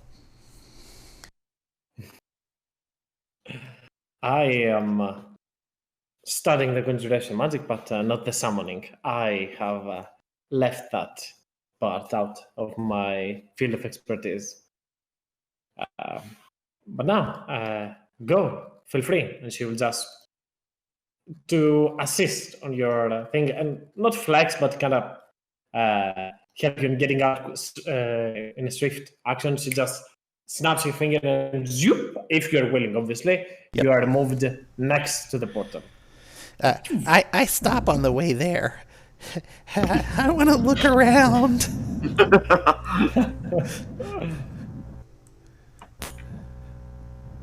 He becomes unwilling in mid travel. Just Ooh. that's dangerous words. Anyways, yeah. Mirabelle, you're doing a great job.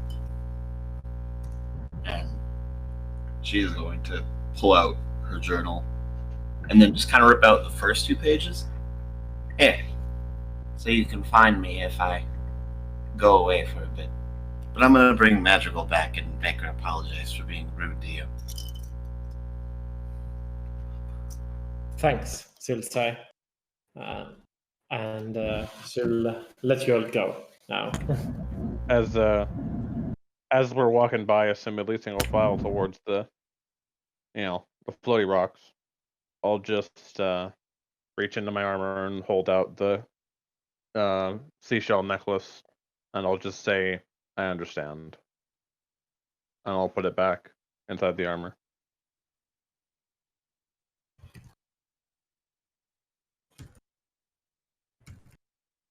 Okay. As I'm not gonna put you in the study room. I assume you're back at Angel Stand, looking at this city under the night sky with a bright new perspective, with a whole different way of approach. understanding how things are not quite what it seems when it comes to this town. This landmark, this monument, is known to always attract the knights in shining armor, the red knights that have proven themselves. Not much reason for that. You all thought once it was a historical value, the landmark itself, that called for all them. You now understand that there is a grave calling, a deeper reason for all that.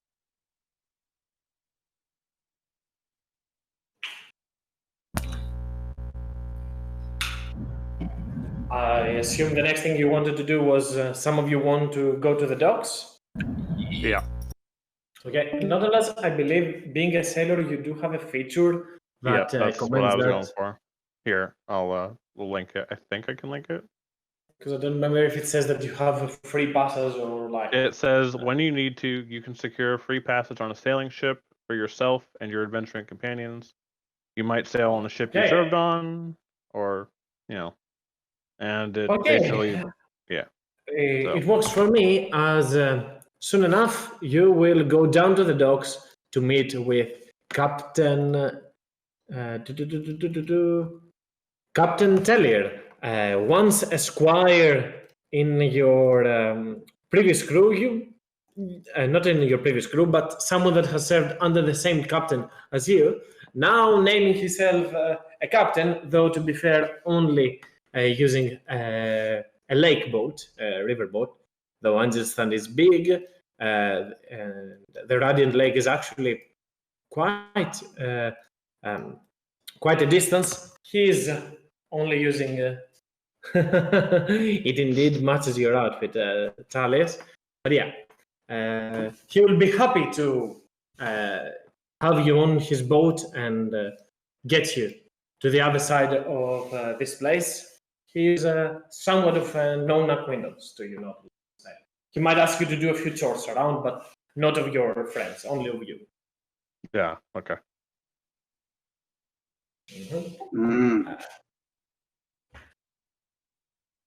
Anything else anybody would like to do before you head off to sleep and wake up the next day? Anything Sell. you'd like to do? Sell. Sell. Sell. Sell. Sell. Sell. Sell. Sell. Sell. Sell. Sell. Sell. Sell. Sell. Sell. Sell. Sell. Sell. Sell all the stuff I picked up. I'm getting a distinct Yeah. feeling that Jorhol wants to rest and sleep. After he's sold everything, yes. Maybe get a good rest. Will get rid of dice less. Yes. Can I sell the components or other wine taking? Yeah, cool. Of course, you can sell them to that price. One thing I would like to mention / ask, it would be very helpful for me, but I'm pretty sure it would help you as well if you were to divide the scrolls that you have gotten, to do it now and not be like, I don't know who has it and stuff like that. If all of them stay with Valen, that is entirely up to the group discussion. I'm just saying one I'm should. fine with being on Val. It's more funny that way. He uses it for a good. He uses it for the funny thing, so he can have it. And there's no healing or anything useful. It's all stuff I'll that. take those. I'm kind of half as interested in those conjure elemental scrolls. I'm shocked. What's the lowest level actually on the scrolls? Doesn't To be say. fair, this is. It's not only the level on some of them. I believe the third level is the lower one. Okay. However, some of them are not in the lists of some of you. Even with the expanded, I don't remember if some of them are under the wizard spell list or anything. Oh, okay.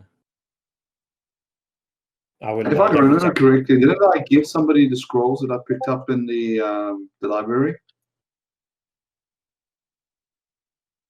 No, they were just do in the not party remember. loot. They didn't never make Yeah, it they're to a in the party specific loot. Okay, inventory. Yeah, no, that's good. As long as they're the party loot, I am happy. Didn't he? But Jorkle can't really read well, so it's okay. Not the gobbledygook, at least. I mean, any of the cleric spells I could look at, but I don't know if there are any particular ones. I think conjure. I'll have I to don't look them remember. all up. I can try and. And I did post them all in the. Did I post them all somewhere? Server, I think. Hold on. Oh no, I only posted names. Dang it, neither of the conjure or mental spells are on my spell list. That's Are wizard. they on? Might be in the expanded though. Give me a second to double check. Actually, they're not. Not even in the expanded. I don't know if they're even in the warlock spell list. Let me check. I was just looking to put the conjuration spells for thematic purposes mostly. Looks like we're selling a that. bunch of scrolls. I mean, could I use them with my? Oh, Yes, I think they're pretty high level you now. can, just to make sure. Okay, now I see. So, Valen, you can use the Conjure Fey, the Summon Lesser Demons, Greater Demon, and Infernal Calling. All four of those you can use. And the Elemental Summoning can be done by our good old Talios. You can do the Conjure Minor Elementals and the Conjure Elemental. You do need to make a check before you Right. do so. Okay.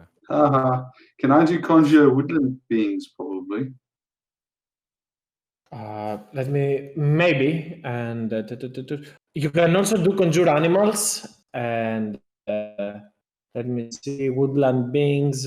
Yes, it's also a Ranger spell. You can do that. Okay, so everybody has something to do. That is nice. You guys are happy with me taking the animals and the woodland beings? I guess so. Fine How's with that me. Thursday? Clerics can Yep. summon angry clouds. You can use the Conjure Celestial, though, not less. Oh, okay. Though keep in mind that I it think is Madeline was trying to get the Celestial. the Celestial is higher. It is not in the Paladin spell list because it is, I believe, a 6th level spell, something like that. I was hoping Yeah, it's I could only use it, but I clerics. can't use it either. So who gets that? Who gets? It's so. Oh, sorry. I was just curious. Did you? I'm not checking party loot. Sorry, I'm just checking there. Yeah, false life and animated is in there. Cool. Is there any scroll that we have not discussed and needs to be discussed on who can use it? Who can use the Celestial? Only can. Nautilus. Nautilus. Only Nautilus. Okay, so. Yep. And was there any? There were 2 other scrolls in the handout in the party loot. That was False Life and Animate Dead. What level is Animate Dead? I think Animate Dead's the 3rd. I level. would like to Yes. take False Life because it's only a first.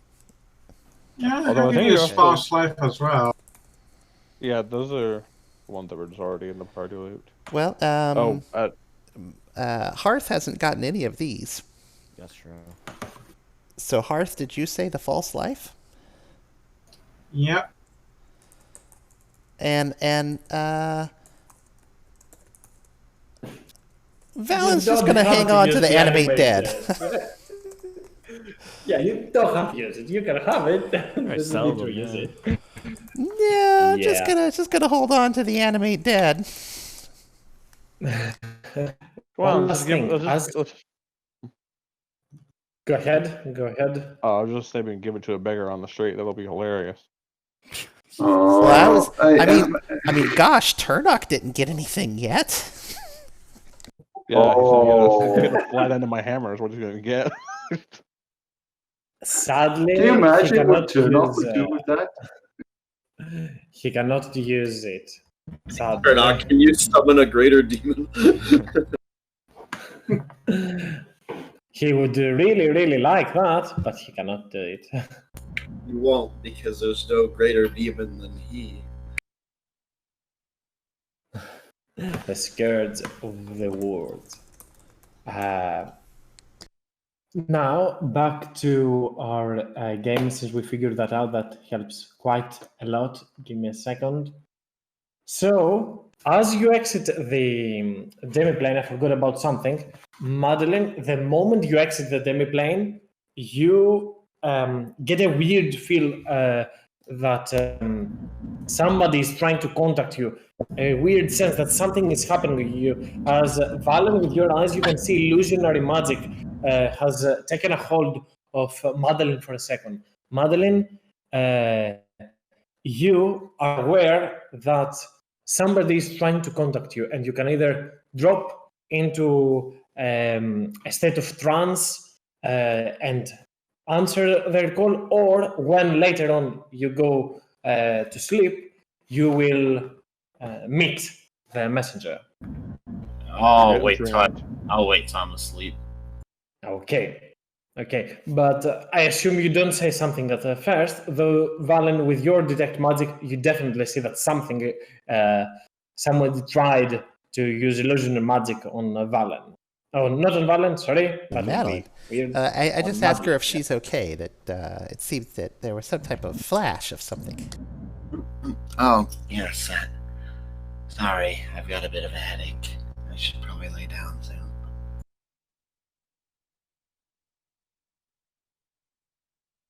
Oh, okay. And later on, Madeline, you will fall to sleep. And when you do so, everything around shifts into void.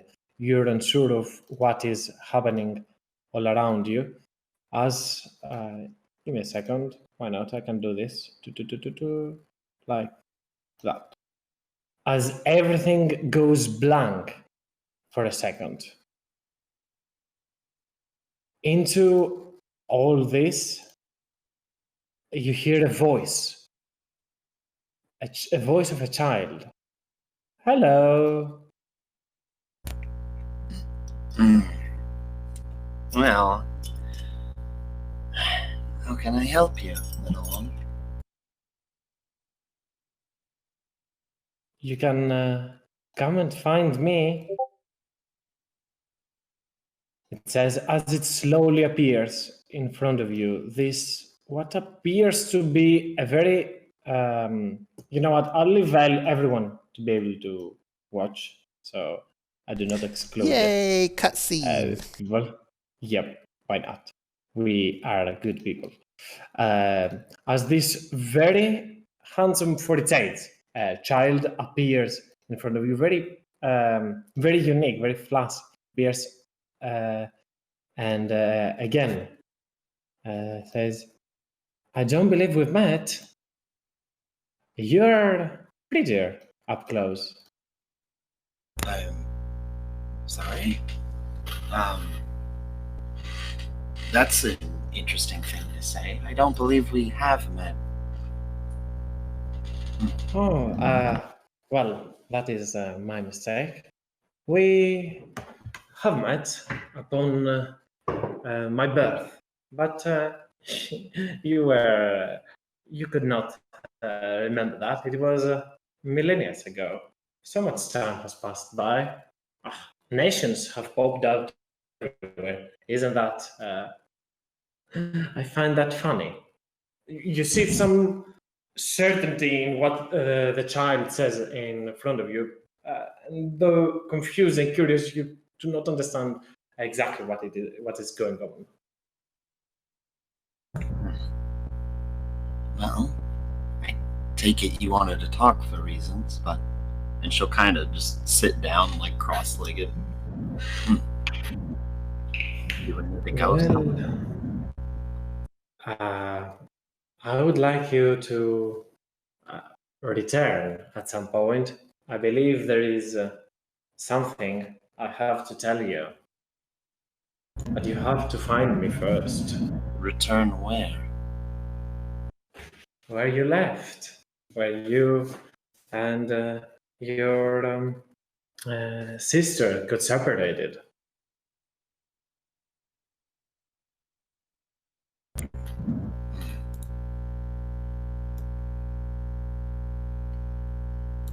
Is she there right now? No, she left. It's been a while. I believe she didn't like what I told her.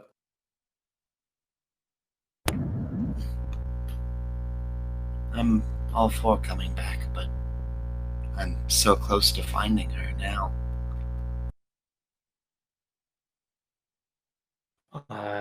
Well, you know where to find me. It was nice to meet you. Me too. And slowly, as it shifts back into the blackness that you can see, you see weird symbols appear all around before the dark of the night takes a hold, and you wake up. I gotta stop eating mushrooms before bed. Is it like the morning, or is she just like woken up in like a stupor in the middle of the night? In the middle of the night, I would say. Okay. She is going to. It probably won't detect anything, but just kind of like this idea of being watched, she's going to use her divine sense just to feel if something's there. Nothing except from good old Ternok, who is a demon, stands next to you, looking at you with its wide eyes opened. What? Is there something on my face? There's a whole lot blue in your face, but that doesn't bother Ternok. Do you sleep at all, or are you just going to watch me the whole night? Oh, I was asleep. I'm gonna go back to sleep again. Like that is how I sleep. And he'll start making weird noises with his mouth. Like, he cannot go to sleep. He's a demon. Not all demons go to sleep. She's gonna push him off the bed. Strikes down. You've got a Kowakian monkey lizard.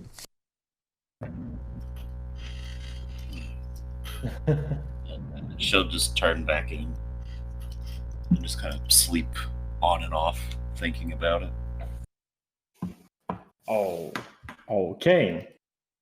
And the very next day, I suppose Madeline will not share much for now, or if you want to share, now is the time. I'll leave it up to you. Or should I continue? She'll kind of just like address it, be like, "So, did everybody sleep relatively well?" Yes, your little friend making a little noise was pretty annoying. At least he wasn't watching you. Well, if he was watching me, then you wouldn't have woke up with him in the morning. That's not a threat. Don't worry. Amelia, did anybody have any kind of weird dreams at all? I suppose, You're going to have to elaborate. My dreams are probably very strange compared to yours. it's fair. I'm almost curious to what you dream about, but that's getting aside from the point. I think something tried to contact me. Would I, oh, actually. Would I know? I mean, probably, we already know the spell, right? I mean, Dream spell, yeah. I guess you've seen it, you've used it before, so sure, you can tell. Yeah, Fallon has definitely used a dream spell. I remember that. Well, someone was talking to me. This young boy that probably wasn't a boy, to be fair. He was probably something just disguised as a boy. But it said it knew me. But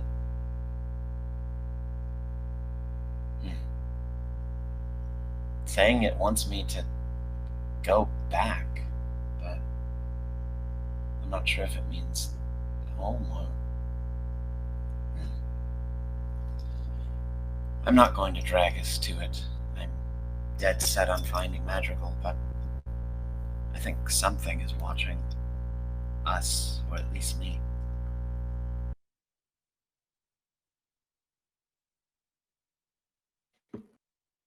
Well, hopefully that it is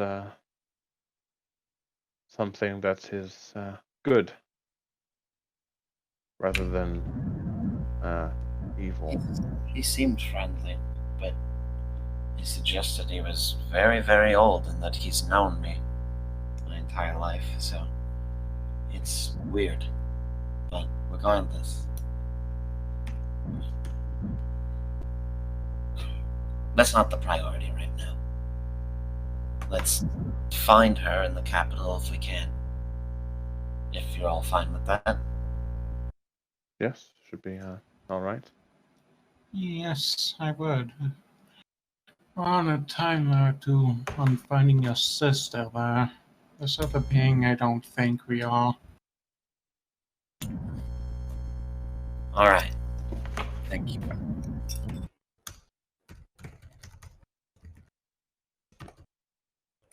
As you're all talking around, you see Talus running around, chasing a centipede in a circle among you guys. Get here, you little You can hear Ternok as he comes through your legs, all around, becomes a bat, flies away, does all that quick stuff. I just imagine that eventually, like, me and Talius both run towards him, like have him sort of in between us, and then he just poofs away, and then we just crash into each other. Definitely, yeah. Just Right into each other. After you run into each other and continue trying to catch him for a while, you finally manage to put Ternok into a corner. Ternok slowly backpedals. I didn't do such a thing.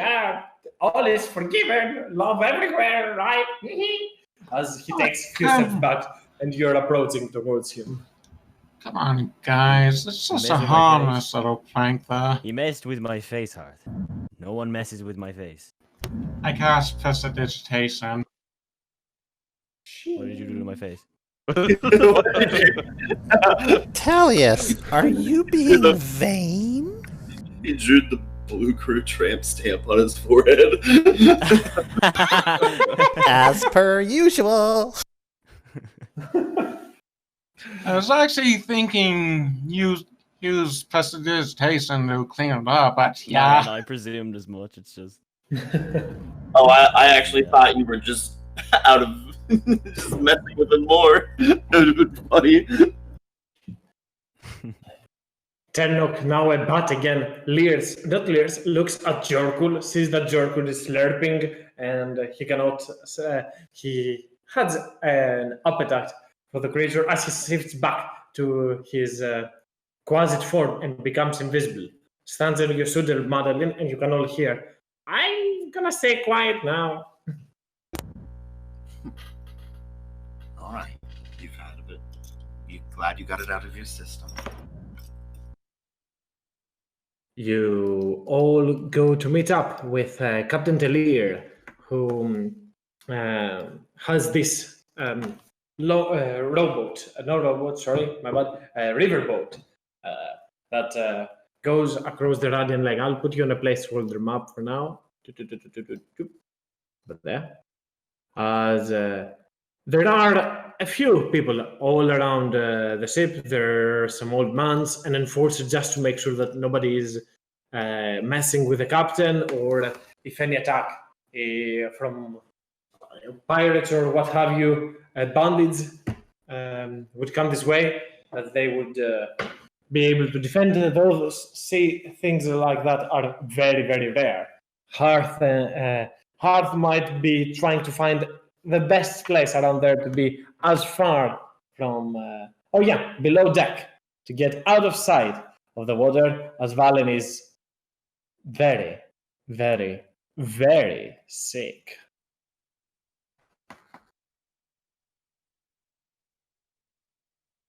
The captain himself will turn towards the rest of the party, as he'll say, well, hopefully we're going to have a fine voyage, my friends. 'Tis Radiant Lake we're talking after all about.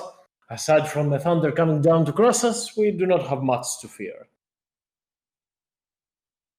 Looking forward to it. How fast would this thing go actually? Give me a second. There's actually a way to track that. Give me a second. I'll do it now. Depending on how fast it goes, I'm pretty sure Nautilus is going to swim alongside for a while. Okay. I mean, if you're gonna do that, Nautilus, you should probably take off those clothes so they don't get too wet. Alan, I don't like where this is going. Well, you're half right, Valen. I don't know if I'd want to throw my adamantine armor in there. Probably wouldn't make me swim very well, but I'm not going to go down to, nothing. As much as you'd suggest. What? Blue Crew has dirty minds. Careful, there's a wave coming, Valen. From below deck, you hear Hostess shouting out, "Yes, time to take off his clothes. What were you thinking?" He's wearing armor. Well, you know what? I don't know if we're going to get into an immediate combat, but Nautilus is probably going to de-armor, not clothes, and is going to jump off the side of the boat into the water. Like two elegant dolphins, Nautilus and Dalius swim into the sea nearby, following the riverboat. As both of them swim over there. Captain Delir will speak to the first person that he finds around him, be that Valen, Jorkul, or Madeline. I assume Hearth is below deck, as he said, and Turnok is in the form of a frog to blend in with the surroundings, as he say. So, where are you guys headed? You friends of this weird dude, as he looks towards Nautilus? Yes, they're very aquatic. They don't get to get along much. It's just a treat. We're on our way to the capital. Wow. From what I've heard from our previous captain, I would assume Nautilus was not much of a man of the seas, rather than, a man of the land, rather than of the seas. Now heading towards the capital. This is the last water you're gonna meet before you find yourselves into Iron Haven. They say the Golden City is beautiful.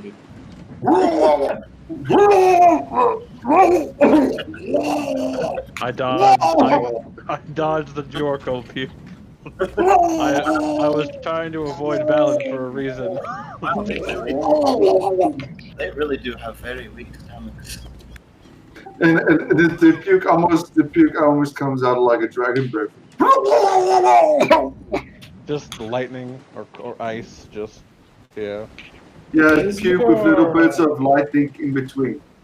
Is your friend okay? He would ask, looking towards Jorkul.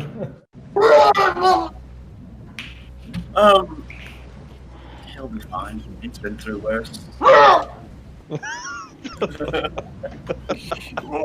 I think Nautilus is probably diving down underneath the water and then laughing and then coming back up so he doesn't have to. I'm sure. No, this is the best part. He's probably underwater and he sees chunky bits drifting down from the water, so that's off of the water. I'll come back out of the water. Oh, Jesus. Oh, Raven Queen. Jorkul, have you been eating? Oh, God, what have you been eating? If you're on the boat, he grabs you by the shoulder, looks you for a piece of the vomit going down his cheek and looking at it. What? And it's just next to you over your shoulder, and then he pushes you back and he goes over the side and goes. Eventually he's going to run out. I hope so, but he's a big dragonborn. He's probably going to be at it for a while. And the best part was Actually, oh, you know what? Oh God. I don't think I've done it. Haven't been very faithful with that once a day.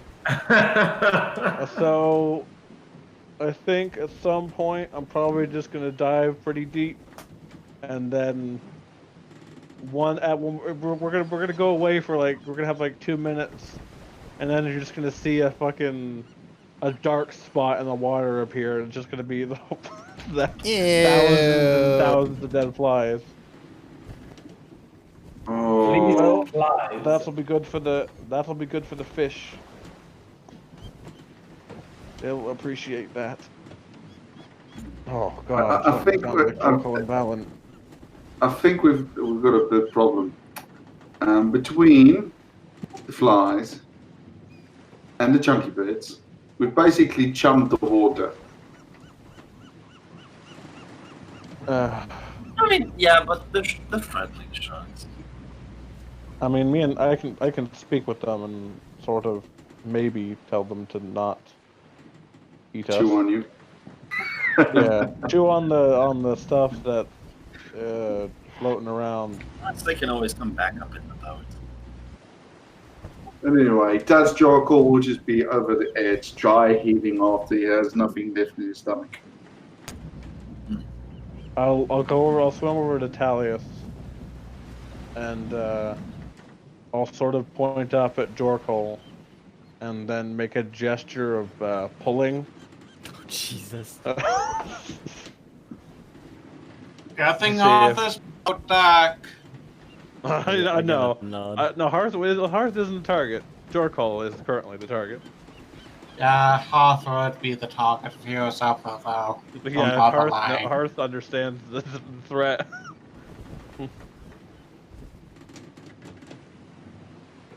I give a nod and I'm gonna swim. Actually, I'm gonna swim the whole way around Oh, to the God. side and climb up and try and.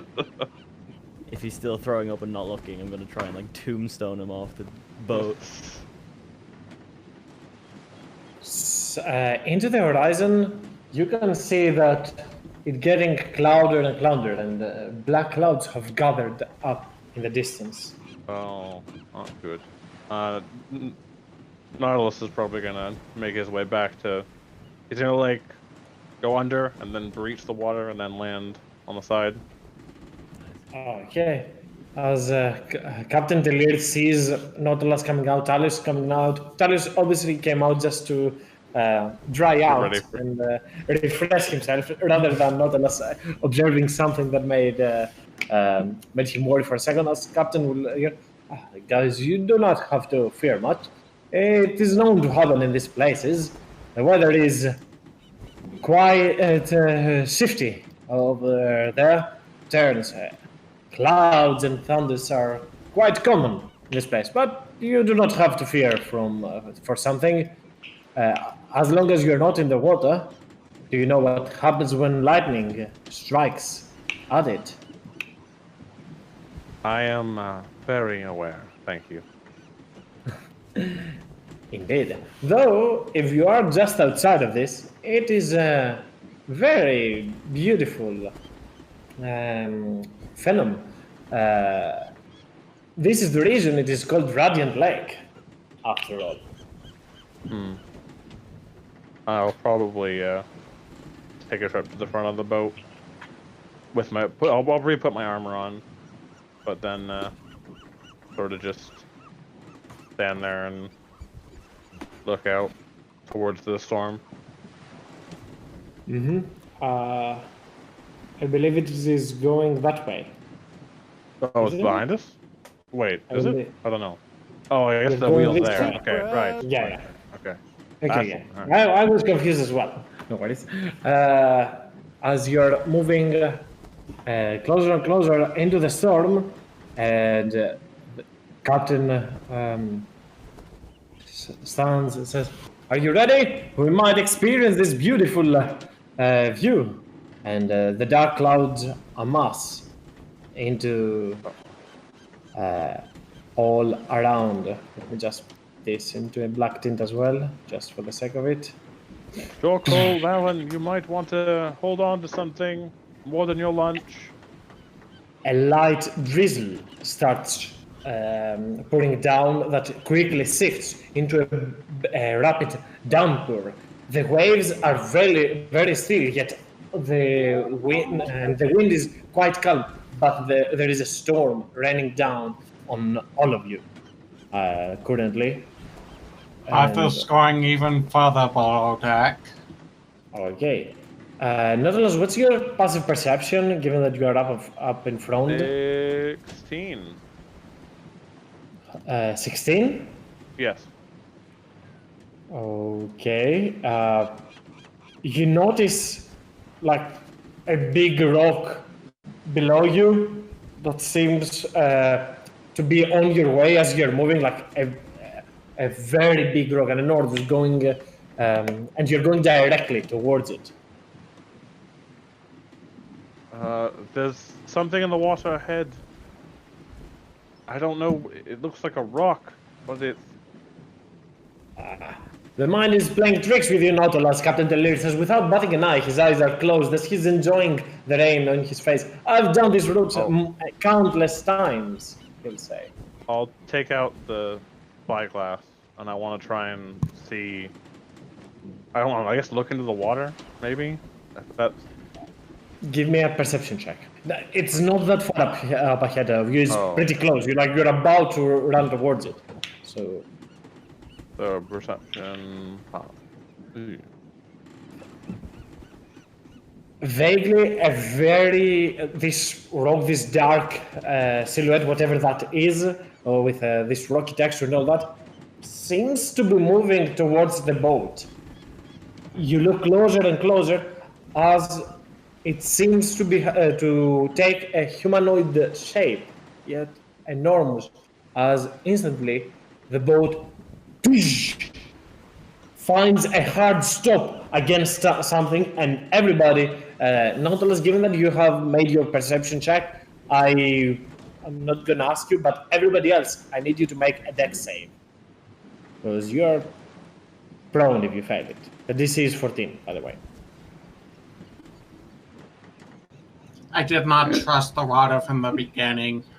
Thematically, it fits, but dice-wise, damn! The shit continues, man. Never trust the sea.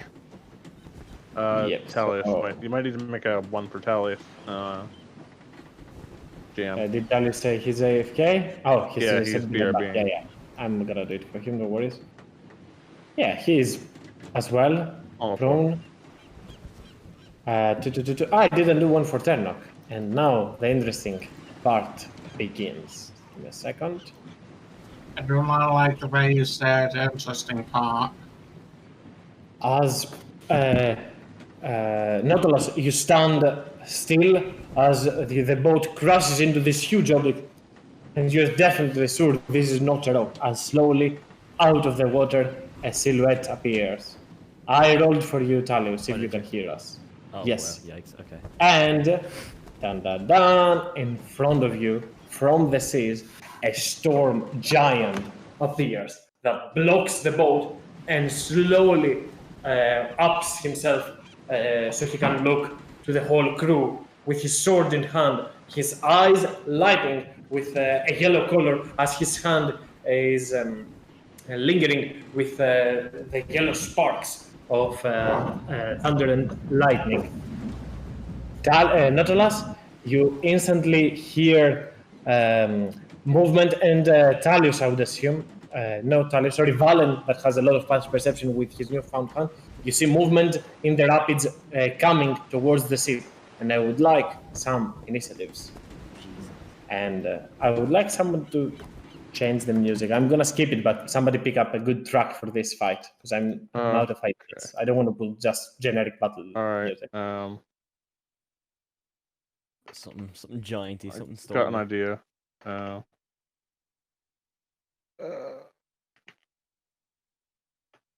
Can you add me to tracks? Sorry, I didn't click on my token. Plus, anyway, I have to put it manually because I actually get a bonus. Alright, I think I got it. Mighty GM, right click me. Yeah, give me a second, because I do have more creatures to roll for. Understood, boss. No worries. Did Turnok go in the initiative? Nope, Turnok did not go. And I click with Jorkul. I added you, you just have to manually put your initiative. I do not see Nautilus, I believe, on the initiative order. I thought I included it, but I don't know. Here. I'll add you, you'll have to manually put your score. It's already put in there. I got in there. Yeah. Yep. Okay. So as the storm giant appears, Jorkul, what do you do? Well, does what a jerkle does. Spits out the last bit of chunks that is in his mouth. Stinking breath rising up. He stands up. A bonus action casts Hunter's Mark on that giant ass monster. Giant ass giant.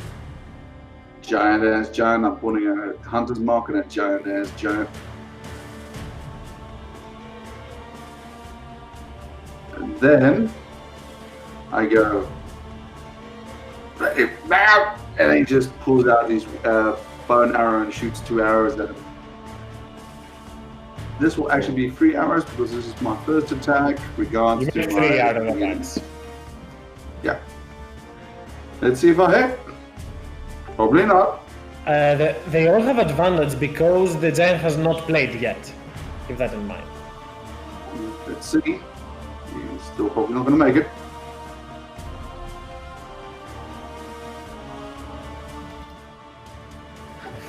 I'm going to say the odds. The one of those attacks will hit at least. Yeah, I know. I just give you a few seconds to take into account how I feel. That's okay. Anyway, and then I shall. Yes, 1d8 from Dreaded Ambusher.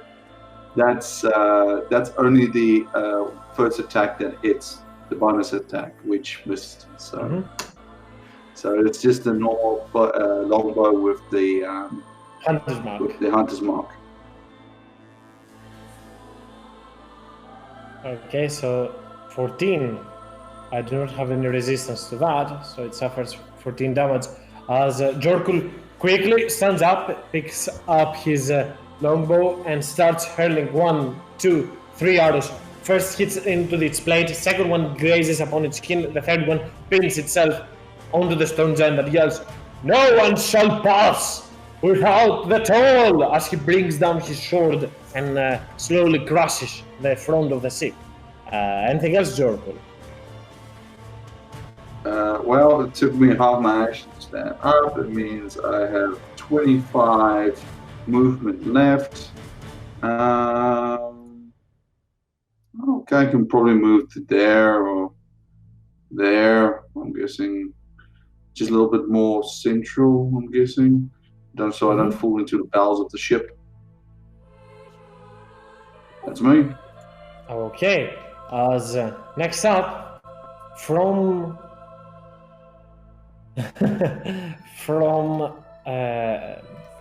from the western side, a weird humanoid similar to a cross between a fish and a person slowly comes up the boat.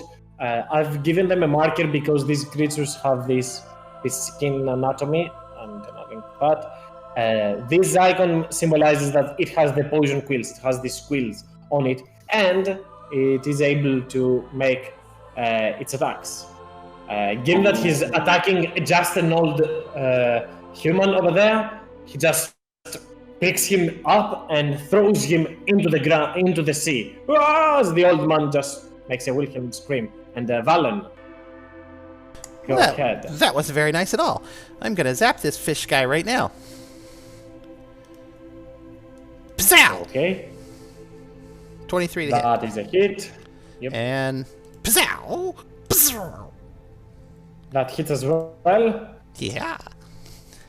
For 2 powerful attacks as Valen raises his hands and throws 2 blasts of energy towards the sea spawn. The sea spawn barely stands at the very edge of this boat, as its feet seem to have stuck like an octopus at the very end, and it just comes back up. Anything else, Fallon? And I yell, Talius, Nautilus, man overboard! And then I'll run over there and I'm done. Madeline. I'm going to spend half movement to get up. And then I suppose it's like a free action. I'll just call out to the giant. It's like, what is the toll? The giant does not seem to be responding much, as he's eager to strike down the boat without even asking for a price or anything. Oh, come on. All right. And she is going to scoop up Taranok and move a little bit this way. And she will... That's probably not in range. Yeah, okay. I'm going to throw a javelin to get its attention, at least away from Nautilus a little bit. Okay. As Madeline runs forward and hurls a javelin towards the giant, it hits. As the javelin finds itself and strikes at the giant is barely wounded by this attack. Anything else, Madeline? No, that's it from me. Okay. Next up, Nautilus. So the sea spawn aren't related to what was in my past, right? Like, I mean, I think it was mainly one type, but I thought you said the Sahagins in your past, right? Sahagin. Yeah. So No. Sea spawns and Sahagins are different things. all right. Well, as the giant is in front of me, I'm assuming his reach is pretty goddamn large, so I'm just gonna back up a bit,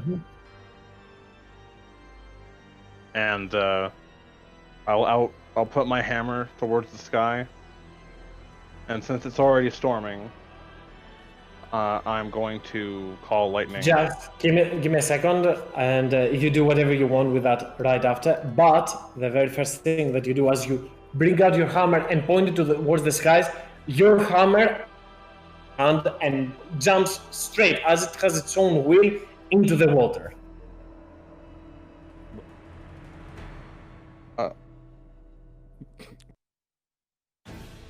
Okay. I'm gonna keep trying to cast the spell. You can cast the spell if you wish, but your weapon like jumped and went like it's heading towards the direction, like it's moving into the water. You can see it of its own will. I'm gonna hit him with the sauce, I guess. Okay. Attempt to hit him with it. And when I say sauce, I mean it's gonna do 40 damage. It will do 0 damage for a storm giant, right? Is immune to all that. Well, it's lightning cinematic. Yeah, okay. As a yellow lightning comes towards him and crashes you,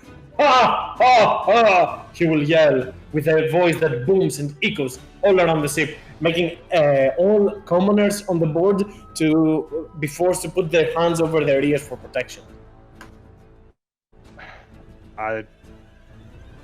So the hammer just sort of flew off into the water, right? Yes. Yeah.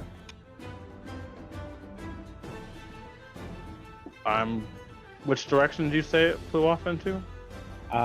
Just for if I'll put a hammer. Give me a second. If I can find a decent one. Please make that work. Okay, this is your hammer. I'll make it a little bit darker so it fits.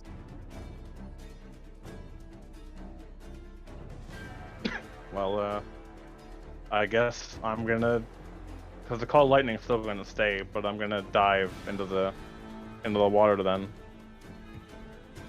Okay. Remember that you have all long rested. Yep. This is where you So- want your call lightning, or Yeah, right there, probably good. So I guess down and into the water. Well, near it. Am I full speed? Okay, that will. How much speed? I guess you did. Yeah, you don't have more speed. So you do not take an opportunity attack yet on the Storm Giant. But as soon as you leave his reach, you will. You do not have enough reach to grab it yet, so that will be for next turn. As Ternok sees that, he's very scared. He becomes a bat elf, flies inside the boat. As he shifts into all this, and next up, Talius, your turn.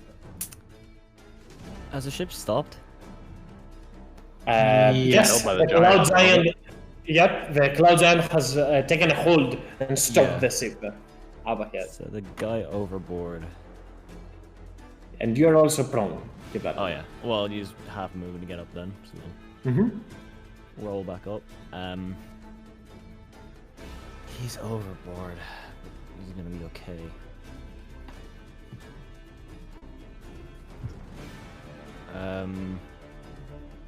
Oh yeah, he'll take first priority. I'm gonna run over to here. Use the rope of climbing to. Hold on. Yeah, it says I can command it to move 10 feet in a direction. Could that, like, can I command it to get over to him? And like, because it also says I can tell it to fasten itself securely to an object.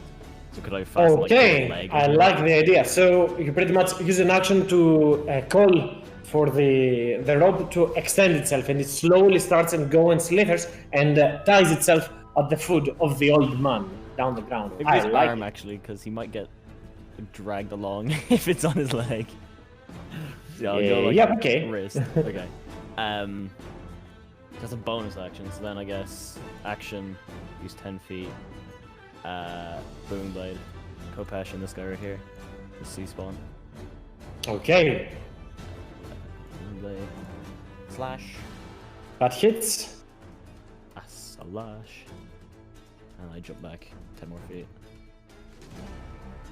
Okay, as moving forward, Talius, you pick up your compass, make a circular spin, and strike at the middle of the sea spawn. And as you strike, its guts start falling off as booming energy surrounds it, and it's about to explode. I believe you do not suffer anything from that. Let me just check. No. Okay, you're fine. Good to go. As, however, from behind you, another sea spawn comes around, and it will make only its first attack with advantage. The next two would be normal. I believe the 20 hit, the 15 and 20 hit, right? Yeah, 15 is what I see, so that hits. Okay, so you suffer 2 poison damage, and give me a con save. Thing, go up. It's a con. Oof. Yikes. But not a lot of damage, as this creature appears from behind you and strikes with its quills, first its needles, on your skin, and later on tries to pummel you down. They do not strike hard, and they are not that powerful. However, you feel like being gouged by this kind of needle. It seems to have transferred some poison towards you. As next up, before the Storm Giant, another sea spawn comes right up, this one with the fangs of a piranha that will try and go for Madeline. Yep. What the? What the fuck? What the? I Shit. I don't I- know what to say. They did not deal that much damage, but still, like 10, 6, and 7. That 23 is in total actually- for 3 crits. That is actually 4 DM crits in a row. Yeah, I don't know what to say. It is good that it happened now and not. Imagine that happens on a strong giant attack. Somebody dies. That happens there. But yeah, this creature jumps on you and overwhelms you. As next up, here we go, Storm Giant. Who to blast? Okay, Hearth is down below the dex, so it will not hit him. But Jorkul and Talius, I have quite bad news for you. As lightning strikes in the middle of you two, where pretty much where Hearth is. So where Jorkul is, yeah, where Jorkul is. Don't we get a DC save? Yeah. Yes, you get a dexterity save.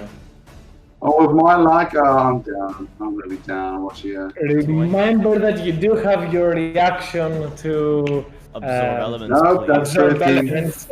Throw that out. 13. I was frantically looking at everything I have. Like, what can I use? Yeah, Jorkul, I believe you have that spell as well. Do I have disadvantage because I'm poisoned? Does that affect that? Not on saves, Talius. Absorb elements, Jorkul. You might want to use it now. It's a good I'm idea. just checking. Oh, it's a reaction, so I can actually play it. So what's that, 30 damage? Resistance. Yes, very well. I'm going to use that. Resistance is half damage, right? Yes, so you suffer 30 from it and make me a Constitution save, Jorkul, with a DC 15 for your Hunter's Mark. As a powerful lightning comes and crashes down into the middle of all this. Of course not, man. Of course not. What is the problem I have now? Yes. Hearth, I want you to roll me a dex save for half the damage of that, because the thunder doesn't stop over there, it continues down. But for 30 damage instead of them. And you do have a +5, doesn't matter on your save, so you suffer 30 lightning damage as lightning comes down and crushes everyone over there. Wow. And Hearth, it is your turn, as the Storm Giant will yell, "Kneel down, mortals!" Hearth, your turn. Okay, let's see. 10, 20, 25, and now I was damaged because failed that dex save. I don't think you had to make the save because he said it was just. No, I asked Hearth to make the save for half the damage because the thunder continues going down. Yeah. Okay.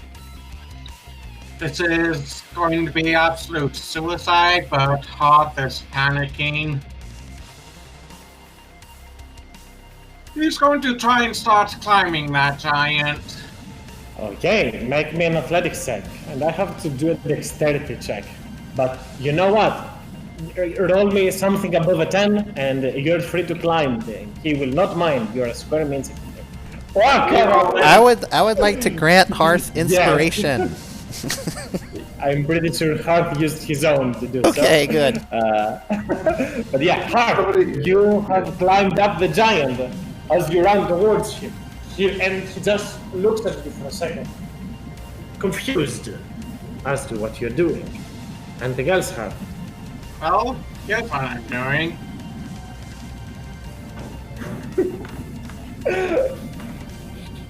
As you put up your mantle of flame and start burning, he looks at you. What is this? A fire beetle? Anything else, Hearth? No, that'll be all. Okay. I'm so bad. As another sea spawn comes right up and starts attacking. I'm gonna roll this attack to see if this guy actually has some hit points.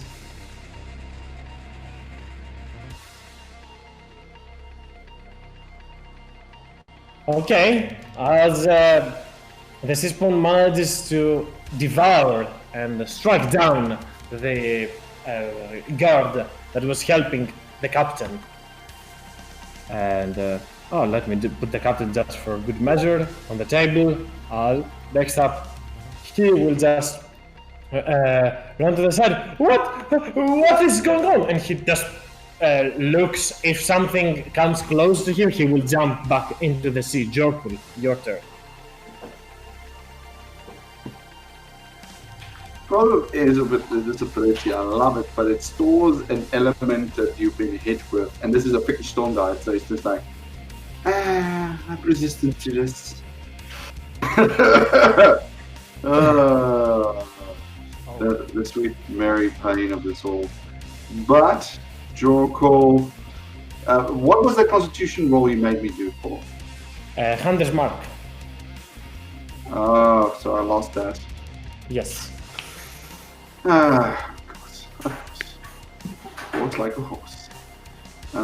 Is this storm giant standing out of the water, so to speak?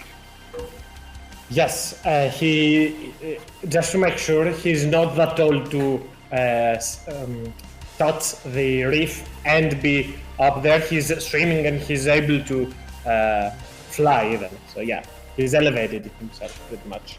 Shit. Wow! Tell you what. I tell you what. I can only do one thing. And do it again and again, and hopefully sooner or later he dies. Hunter mark that big boy and let's shoot some arrows.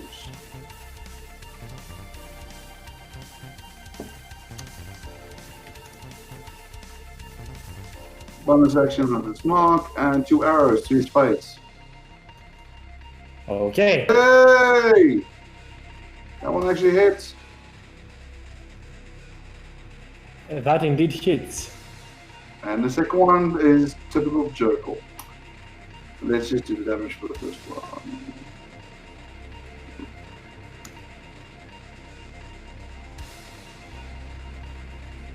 No. I need to find something that can basically. There must be some clause, kamikaze clause, so I can save the party and sacrifice Jerkle.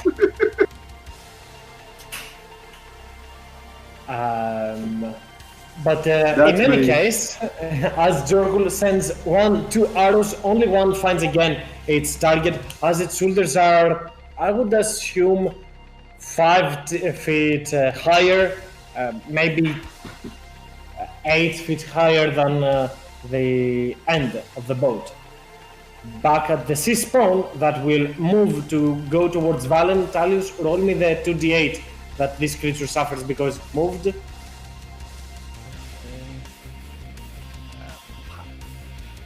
Which is enough to destroy it. As the creature moves, it poof, explodes. And Valen, your turn. Oh, goodness gracious. Being that I'm back here in the back, I'm going to zap the sea spawn that is in the back of the boat to just kill the guy. Mm-hmm. Yeah, okay. You might want to move over there first, but yeah. Ooh. That's the first one.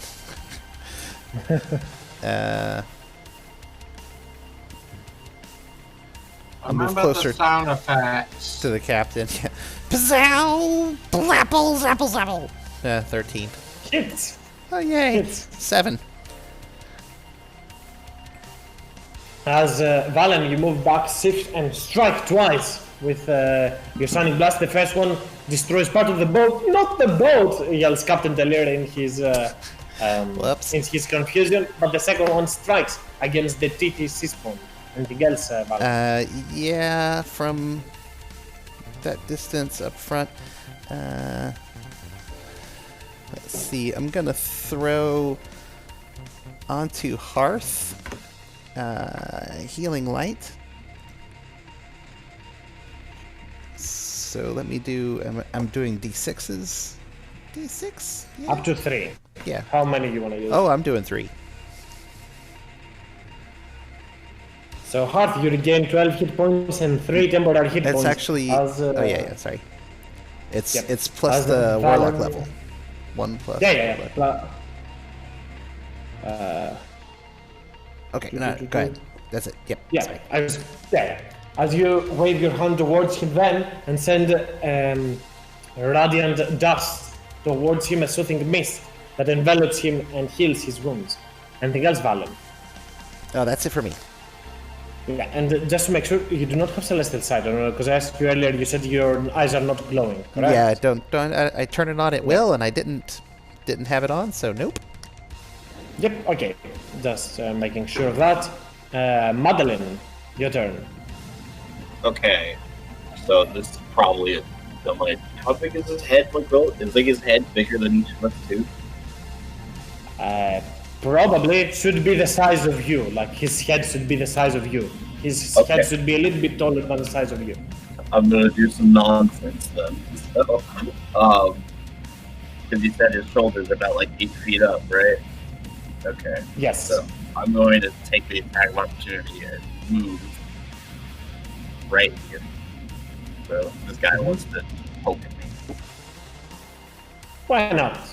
It likes biting. I assume it does. At least it wasn't a crit this time.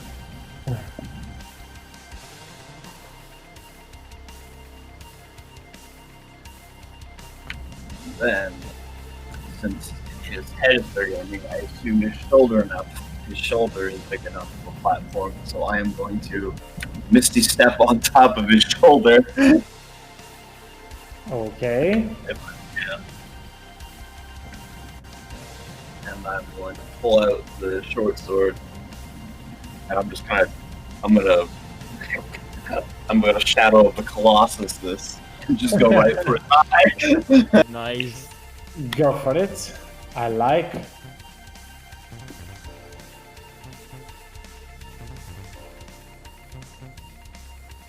As you appear next to him into his shoulder and pick up the Hellfire Sword, you try to strike him as he moves. He tilts his head and uses his plate helmet to block the attack. As he then screams in front of your face, "What are you doing, mortal?" And you have a second attack. I'm gonna answer that. Go ahead.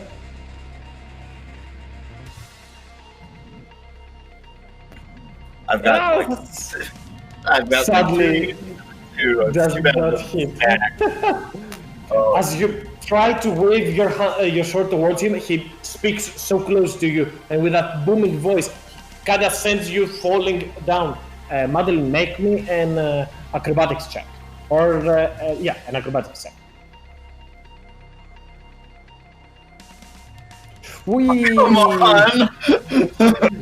Into the sea. Whee! Bloop. Bye-bye. We're so dead. As anything else, Madeline, on your turn. I'm gonna cry. That's it. Not alas. Bonus act. I'm On your turn, give me a second. Your weapon continues moving further.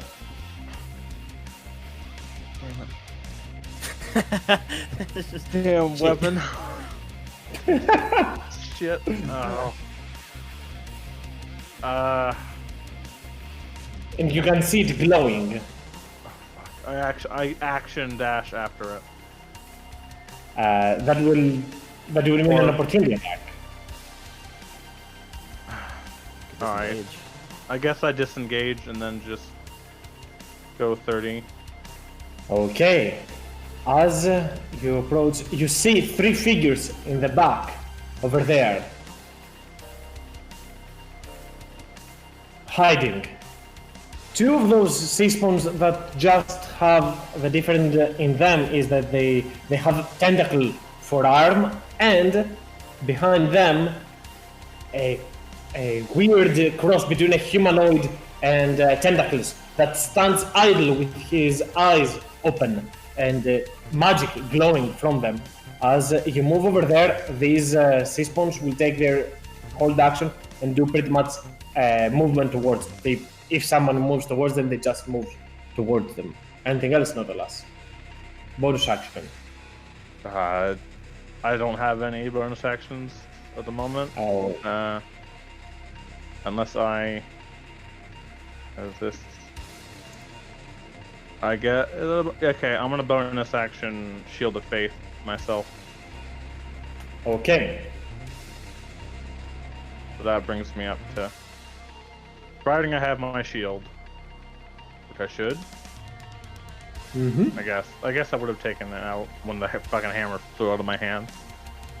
So. Oh. Okay, so I have 20. I have 20 AC now.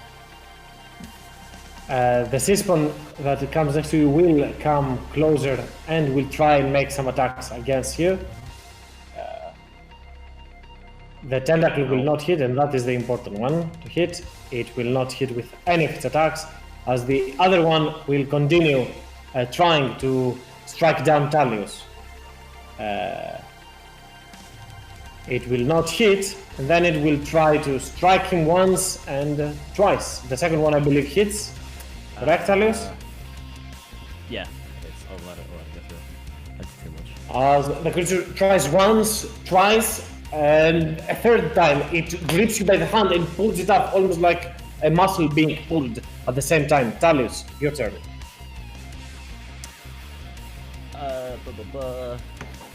What the fudge?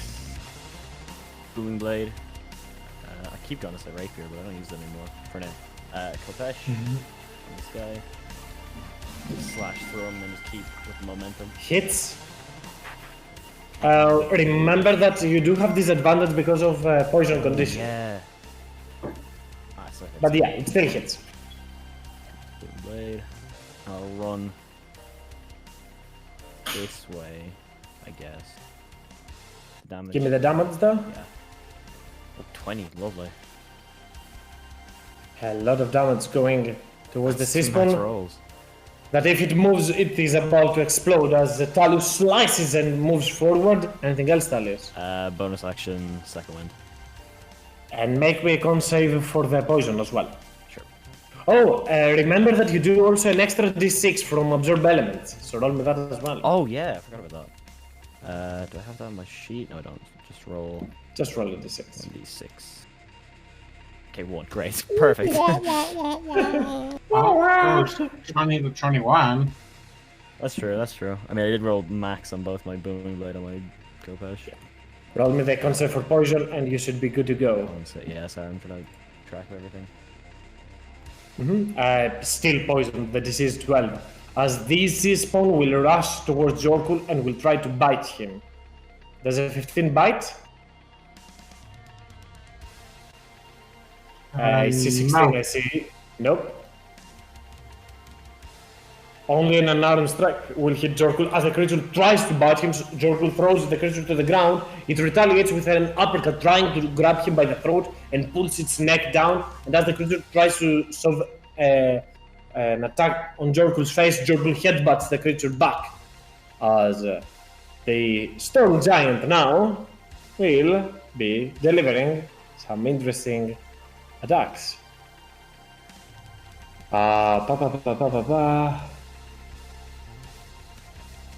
Is it instant death to the side of total annihilation?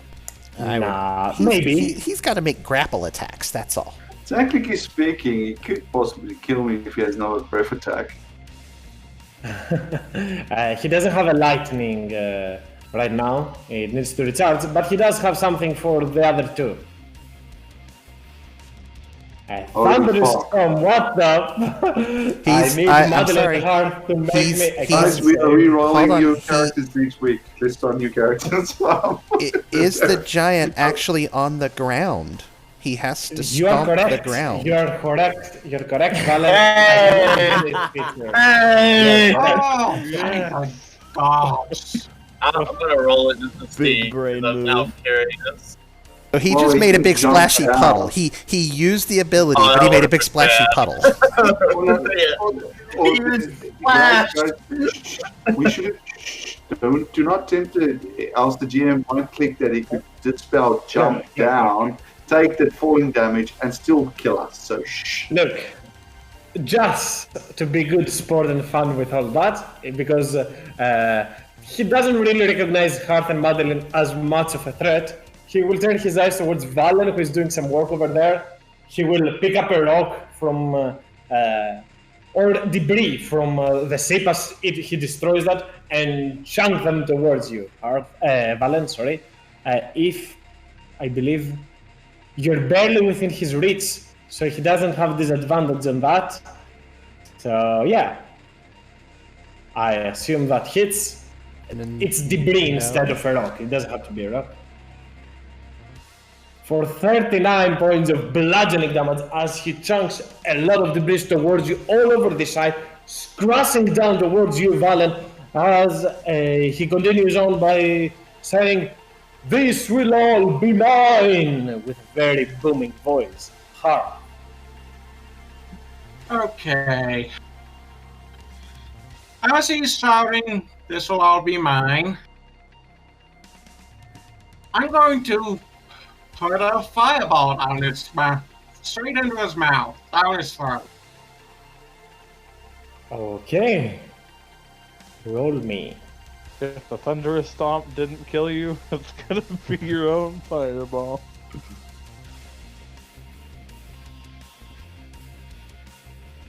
He is not that dexterous. 25 it is, as a heart throws a powerful ball of flame right 28. in his face. 28, those are 3 runs that become 2s. Correct. As it explodes on his face, and now he definitely notices your heart. You are next, as he looks at you. Pitiful bug. And Sisbone. Oh yeah, I'm playing the Sisbones. This one will rush towards over there as Captain Telir will jump down from the boat. It will then... How much movement do these creatures have? Yeet! As it comes towards him, it has used all of its movement, and I'll use a dash action towards Valen as the creature shifts towards him. The Kraken Piece does not do anything. Captain Telir used his reaction. Jorkul, your turn.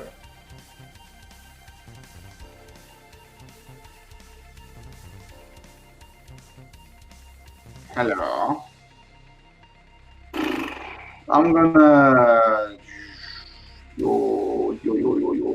I'm gonna use conjure animals. Conjure animals. This is a Animals, third level spell, so Oh. I need you to make me a wisdom check. It has to beat a DC 13.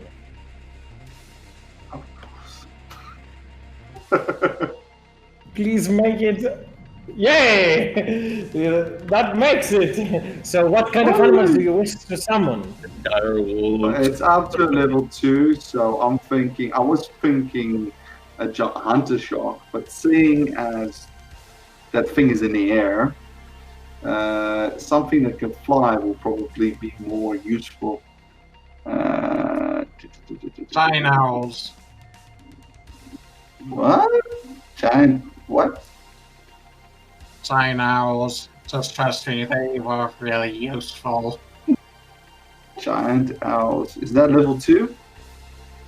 No, they are way lower. However, they do have Oh, there. powerful. You summon like 8 of them, I believe, something like that. Do we want to do that to the GM? That's kind of mean, man. Nah, I've done it in the I've done it past. Give me a before. second. To be fair, he Very well. giant on us. I think it can be a little weird. Bring on the giant owls. I'm gonna I'm roll summoning- initiative only for this one. Time to go deliver the ring. Oh, that's great. And they go. And they Am I go doing right after you as Jorkul picks up a scroll from his backpack and looks at the sky as he's muttering himself to what has he come down to using scrolls instead of his weapons as the scroll decimates and a green dust fills the air as 8 giant owls appear soaring into the sky. You can send them wherever you like. They are playing right now. And They I are can all give you going access for the giant. Okay, I'll give you access to the character set as well, but I'm gonna use them this turn to speed this a little bit. You can speed them up. They're all just going straight for that giant. They do have flyby, so it's not like they're gonna stand. At least some of them will, to make sure that all get the flanking bonus. From different angles, all these giant owls will attack. Only the first one makes one attack, all others make with advantage. So, 1, 2, 3, 4, 5, 6, 7. So, his AC is 16, so 1, 2, 3, 4. That's a total of 19, 23 points of damage onto the giant. As the giant owls come crashing towards him and peck him, slice him as they're all flapping their wings all around him. That's the recharge for his lightning storm. Oh, lightning is coming down. Ah, crap. Valen. I'm standing right next to this fella, so I'm gonna have to just stab him. Stab. That didn't work. Ooh, that did not work indeed. As And- you try and stab the Sisbon. Anything else? Yeah, then I'm gonna bonus action healing light on myself. Okay, I assume 3 dice as well. Yeah, 14 and 3 temporary. As Valen tries to strike with his mithril spear, but the Sisbon goes for a bite, and Valen brings back his weapon quite quickly. Anything else, Valen? That's me done. Madeline, you're into the sea. However, you're able to breathe underwater. Oh yeah, I am. So how far down did I fall? Just like on a surface level? Nah, you're just at the very. You're pretty much at the very at the surface of the sea, surface level. Right. So I assume it's like half my moon or something to get up back on the boat. Yes. Okay, let's move there. There. I was very tempted to misty step onto one of the giant owls, but that'd be silly. Let's move up here, and then get a little bit farther away, like more on the edge. And I'm gonna lay on hands myself for 20, so I'm not in the one-shot killer into this lightning bolt. That'll be it for me. Okay. Next up, this Sisbon will rush towards you, Nautilus, and will try to grab you with a tentacle attack of its own. Yes. It will not hit. The 25 will Real hit. hit. 3. You do have your Oh yeah, right.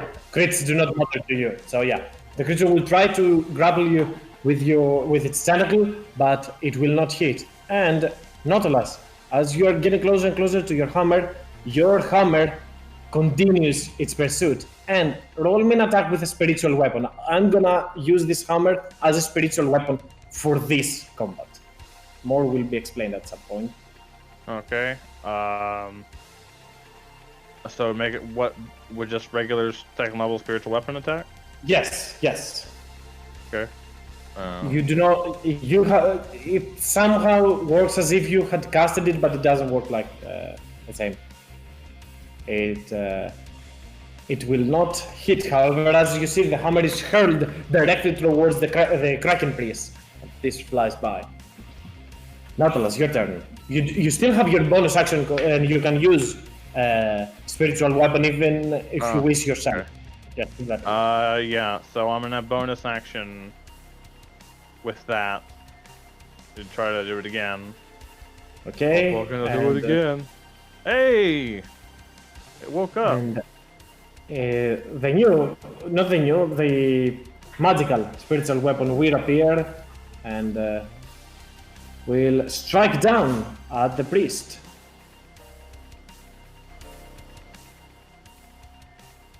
Okay, and then I still have an action, right? Yep. Okay. Darn. So what I'm gonna do is I'm gonna move around this one back here, and I'm gonna lightning strike right here. If you move, you will get an opportunity attack from this guy. I'm aware, but I can't.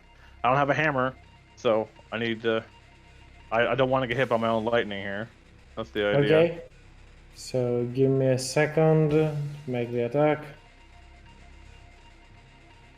Does a 20 hit or no? It's my AC. Then it hits.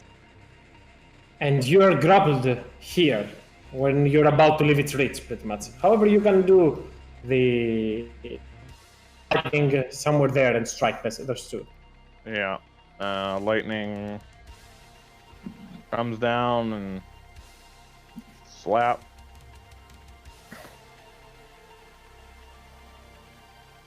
Also, And roll me a hits. Constitution save with advantage for the lightning. One of them is down, so you're no longer grappled. The other one suffers half of it.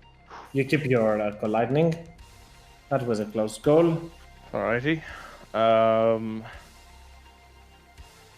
And I think I will end my turn. Okay. The system does not play Talius. What the fuck do I do? That guy hasn't moved. Spread out. Yeah, that's true, but yeah, I'm gonna dive, I think. Or I don't know. I'll run up to this guy, hit him with the classic booming blade. Mm-hmm. Just get the sheet back open. Pop. Oh, there we go. Whoa! You get That's some 10 temporary damage. hit points for I should just be these dead off creatures this. down. Yeah. As you chunk down with your compass, you straight up cut its head and regain 10 temporary hit points. You can put them as regular hit points for this fight, it doesn't matter. Okay. Yeah, that would be easier to keep track of, you're right. Yeah. I just did that, sorry. 5. Then I will. How much movement do I have? I have 5 there. 20. I can move back again. Oh no, you already used my attack. I'm gonna dive off that 5 and start making my way to Nautilus, see if he needs any help. Okay. 30, so about here. This Seaspawn will go toward against Jorkul, will try to bite him, will not hit, and will try to strike him twice, but once will connect. As again, it tries to bite you, and it instantly goes with its hands, dragging down your jaw as it dislocates your jaw a little bit. Anything else? Not anything else. I'm playing that. As the Storm Giant, pissed by all these owls that exist next to it, he will use his recharged lightning strike to come down directly to him and strike every owl, because every owl is within 10 feet of him. And Hearth. Yeah, I don't believe there's a reason to roll for the owls. Hearth, roll me that dexterity save. It's a good thing, even if you fail, you're not dead, because you didn't roll that high on that. Ooh, yeet! Down into the boat. Oh, wait, No. wait, you do have an ability for that. Indeed. It is taking 10 fire damage, and I have 1 HP. How much he is taking? 8. No, that's social level and double my charisma modifier since I have Mantle of Flame. That's Okay, 6. so it's 10. Yep. Okay, and as the light comes down and strikes you, poof, flames erupt from Hearth, and instantly the giant is breathtaking for a second. I underestimate you, insect, and he picks up his greatsword. Harp, your turn. Okay. This. Well, that's pretty much accepted that this is very nice, so. Fireball to the Storm Giant's beard, just to spite it one more time. Whoop. 29. Again, slowly but working your way, almost as Harp sends a ball of fire crossing against the Storm Giant. And let me just roll the recharge for his lightning strike. Okay. As Harp with all his power sends another ball of fire at the Storm Giant. The Seaspawn that is near Valen will try to bite him. And I assume that hits Valen. Yes. It will then try to grapple you. So roll me an acrobatics or athletics, up to you.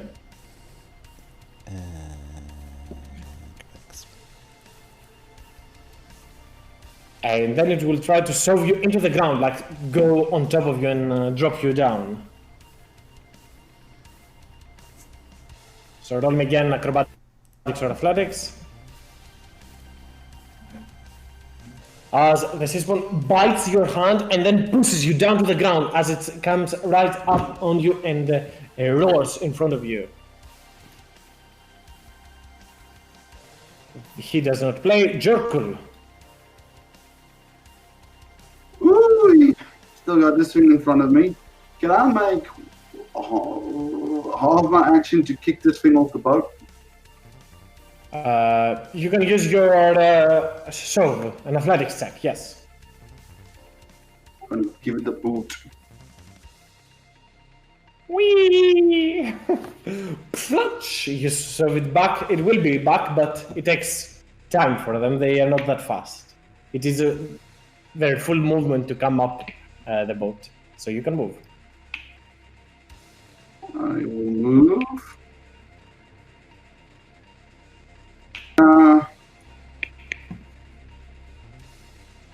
And that's probably me, because I don't think I can take an attack action. Okay.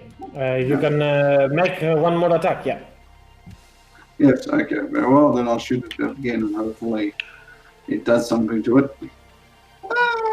17! Hits. Is it hit? Hits. Yay! Yeah. 3. That's all. As you send another arrow towards the giant, he doesn't seem to bat much of an eye. Valen. Well, I'm squished, so I'm just going to speak a lovely word. A word that sounds shiny and gets me right out of there. Where to? Let's see. Right to the middle of the boat, 30 feet.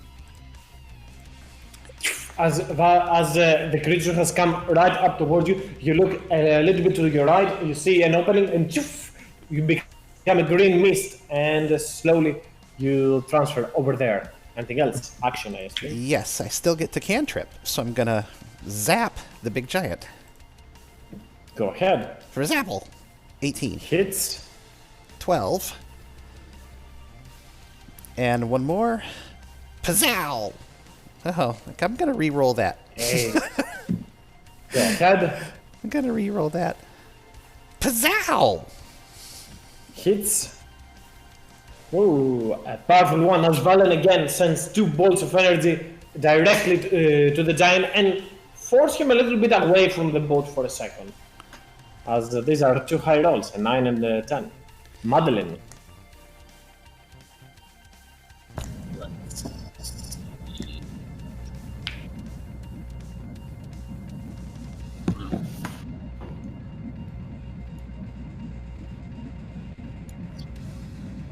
shoulder. And I'm gonna grapple Hearth if he allows me. Hearth, do you allow Madeline to grapple you? I mean, I'm gonna raise up the stone giant. She's still within your reach, like she can grab you by your feet and pull you back if you're willing.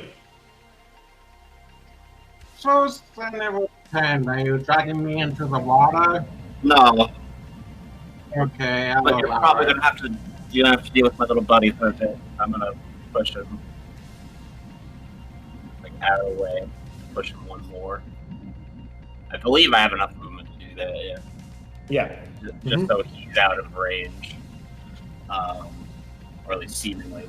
I believe that's my entire action, though, isn't it?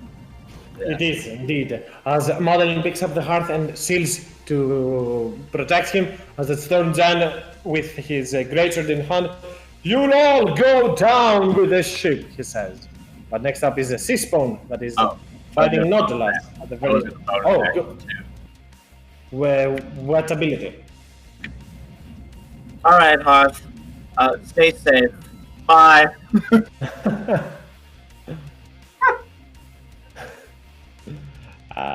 The sea spawn will. The sea spawn. Give me a second. Where is the character sheet? Here it is. Tentacle. The tentacle will hit and grapple you, Nautilus. Give me again with advantage a saving throw. A constitution. Wow, all of those hit. Give me 3. Because you suffer 13 points of bludgeoning damage. As the creature grapples you, you might want to use your inspiration for that. If you have any. Nautilus? I muted myself. Yeah, I'm gonna use inspiration to reroll that one. Go ahead. So advantage. No, it's gone. Call lightning goes. Yep. And you suffer 13 points of damage as the creature has grappled you. And Nautilus, it is your turn. You can see over there, this spellcaster seems to be concentrating on a spell. Okay. Well, both. I don't know if I'm controlling both hammers, but both hammers are gonna try and whack. Have at it. So what's that? 2 spiritual weapon attacks? Yes, make me 2 spiritual weapon attacks. Okay.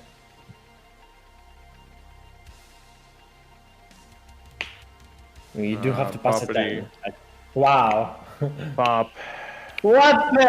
Both spiritual weapons fail. How do you do this? Oh, that's a spiritual weapons, that crappy. I expected one of them to be a good one. Apparently not. Nautilus, what else? You do have an action. I guess I will. Action. How far? Well, hold on. I need to look. I'll look back to Talius, and I'll say, Talius, I need you to kill this one in front of me before it hits me again. And I'm gonna clap my hands to get underneath the water, and I'm gonna cast Shatter on the spellcaster. Okay. At 3rd level. I make the con save. Let's see if I make the... He maintains his concentration as well as Nautilus strikes, hits his shield with his fist, and a booming shockwave is sent towards the spellcaster, and that you do not know. Yeah, I'm just gonna say, I really thought you'd know better than to put all survival on spiritual weapon. Yeah, we will see, I guess, as Talius is the next up. Well, with that, yeah, I swim up. I'm gonna go 2 regular attacks. It's my Kopesh. With disadvantage because you're still poisoned. I'll Yeah. like just count Still that as the hits. first one. And then Yeah, just yeah. do the second. Yeah. Roll me damage for the first one. It might be enough. Okay. The second one hits as well, though. So. Slashing. No, Off. you need the second one as well. Action But surge. it definitely will. Give me the second one. 11 strikes, as I said. Oh, it hits. Sorry, there's a miss. Yeah, Oh, the AC is okay. 11. That's 20. Yeah, okay. That is enough to Yes. kill the creature. Anything else? You have I 10 more feet, I believe. Yeah, so I'll just keep. I'll start swimming towards this guy. And give me a con save at the end of your turn for your poison condition. As this sea spawn will take its turn to come up over there, climb, and dash towards Madeline. The storm giant now slowly rises into on top of the ship, Oh, destroying parts of it. I didn't think he would do that. Never mind. As he will try to pick both Valen and Hearth with first, let's do Hearth.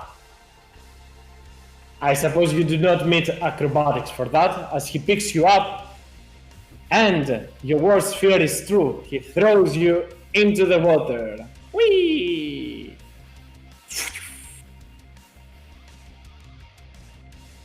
As next up, he will move a second closer, and he's about to do the same thing towards Valen.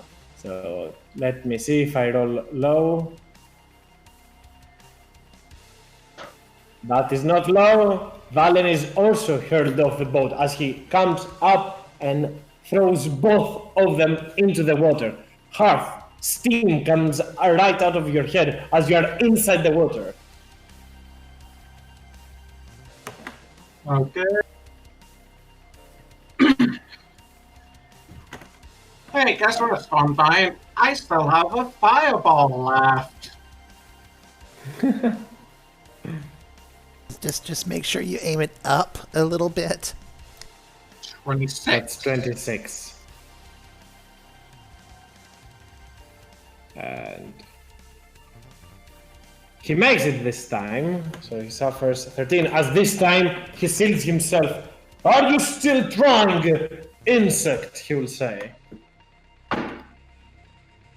Anything else, Hearth?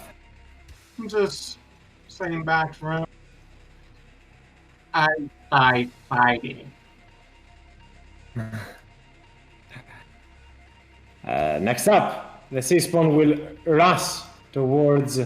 Let's do Jorkul. That's 40 feet. That's its dash action. The priest does not play. Jorkul, your turn.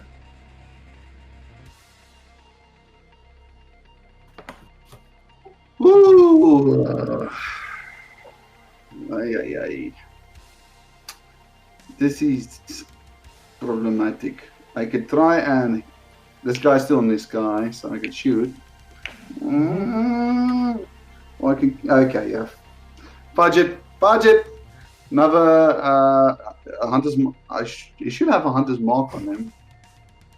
You Okay. lost concentration earlier, I think. Earlier, unless you're trying to put. No, but I used it. You did the second one. Oh, okay. Yep, okay. I did the second one. I only have one spell slot left. And then I'll just fire all 3 arrows. Considering my location spread out, I am quite happy with this. So let's go.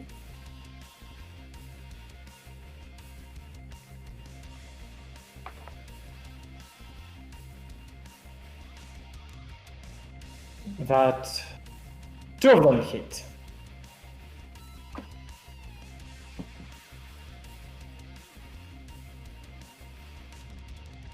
$25 in total, as Jorkul sends 2 Hunter's mark and damage one. roll. Yeah, I calculated that as well. 12 and 13, 25 in total, as you send 2 arrows straight into his mouth, into his tongue, as he drops his head back for a second, and what is... something is wrong. Hmm? I'm just rolling a d8. Are you adding the 1d8 for some reason? Which is No. That was what That was pretty much I was wondering the same thing about that D8. I thought that was the hunter's mark. Never mind. I'll calculate that. Sorry about that. I think it's... Why is it doing that? I'll double check.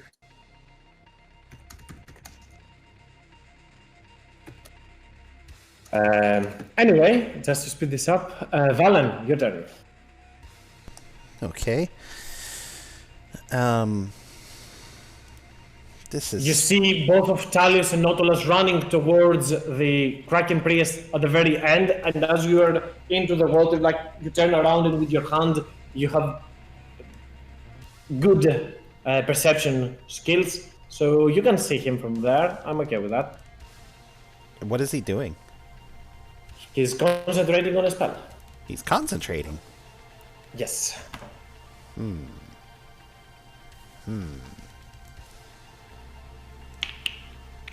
Okay, I'm gonna zap him. Go ahead. Make me the Drodax. For Zapple! 11. Hits. They have an AC of 10. It's an 8 damage. And my spiritual weapon hasn't hit him once. And... Yes. On brand. Pazzow! And his concentration is down. And as you hit him twice, though you do not understand it, but as you drop down to the ground and send this blast up there, Madeline, as you are fighting, the storm giant seems to have just woken up from a bad dream. And one last thing. Healing light, 1 whole d6 on Hearth. That's all I got. Okay. And 3 temporary as well. But yeah, as Madeline, for a second you see like the giant stops, stutters, and starts looking around. What is going on? He'll say. Madeline, your turn.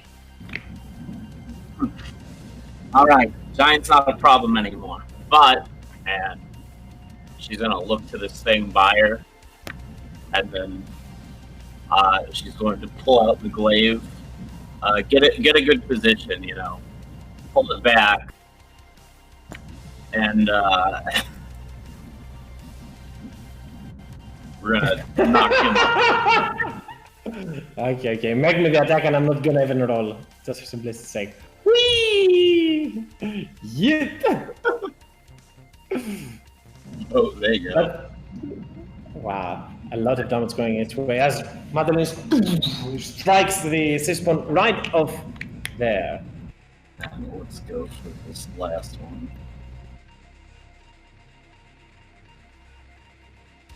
Hits, and 9 is not enough to kill it. Oh, but 18 is. As Madeline comes down, crushing with her glaive, destroying that one. Nautilus. Alright, I'm gonna start with a 2nd level guiding bolt at the Kraken fellow. Mm-hmm. Pop. Wow, this is not a good day for you. It seems like your DD Alright, is not spiritual following you weapons gets to fail me. Send me as the well. spiritual weapon. Let me use it as a freaking javelin. Hammer him down. Strike. On the natural. Ooh. I will Oh, say that's a good that one, yeah. your original hammer was the one that struck at the Kraken priest at this point. And Talius. Oh god, my head's disconnecting. He's still standing. Yeah, I'm gonna swim out over to him. Oh, right onto him. Perfect. Yeah. Bloosh. You're not poisoned anymore, so you can strike him. Go with 2 regular ones. No booming blade. Whoosh. Whoosh. Hits and hits. Pop. How's he looking? As once twice he's bloodied as you come down, striking at the Kraken priest in front of you with the copes. He uses his tentacles to protect himself as you stab one after the other of those tentacles. Action surge, excuse me. Go again. Sim 2. Okay. Whack. Hits. Oh, nearly a Hits. 20. 7. Alright. I think that's all I have. He is barely up, but he's up. The Sismon will come right up and rush towards Madeline, but that's a dash action. As the giant will look at this creature and strike it with his own blade. And yeah, he hurts a lot. Yeah. Yeah. Cut that fucker in half. Striking at the Sismon, and then looks towards you. Did I do this? I'm sorry, as he steps into the water back. Harth, your turn. Okay. I believe the giant is no longer after me, after my blood at least. Oh, to the giant killing Valen? Is that what's happening? Yep. Well, I regain a third level spell slot. And what are you doing with it? Another fireball. Oh no, this time it's just magic missile on the priest. He's down. He has 8 hit points. Whatever you do to him, he dead. As Heart from afar sends 3 bolts of energy to the Kraken priest. As the storm giant yells and his voice booms again and echoes, "Die, spawns of the deep! This is not your lair!" As I believe every creature is dead, and this is a good place to pick up next week.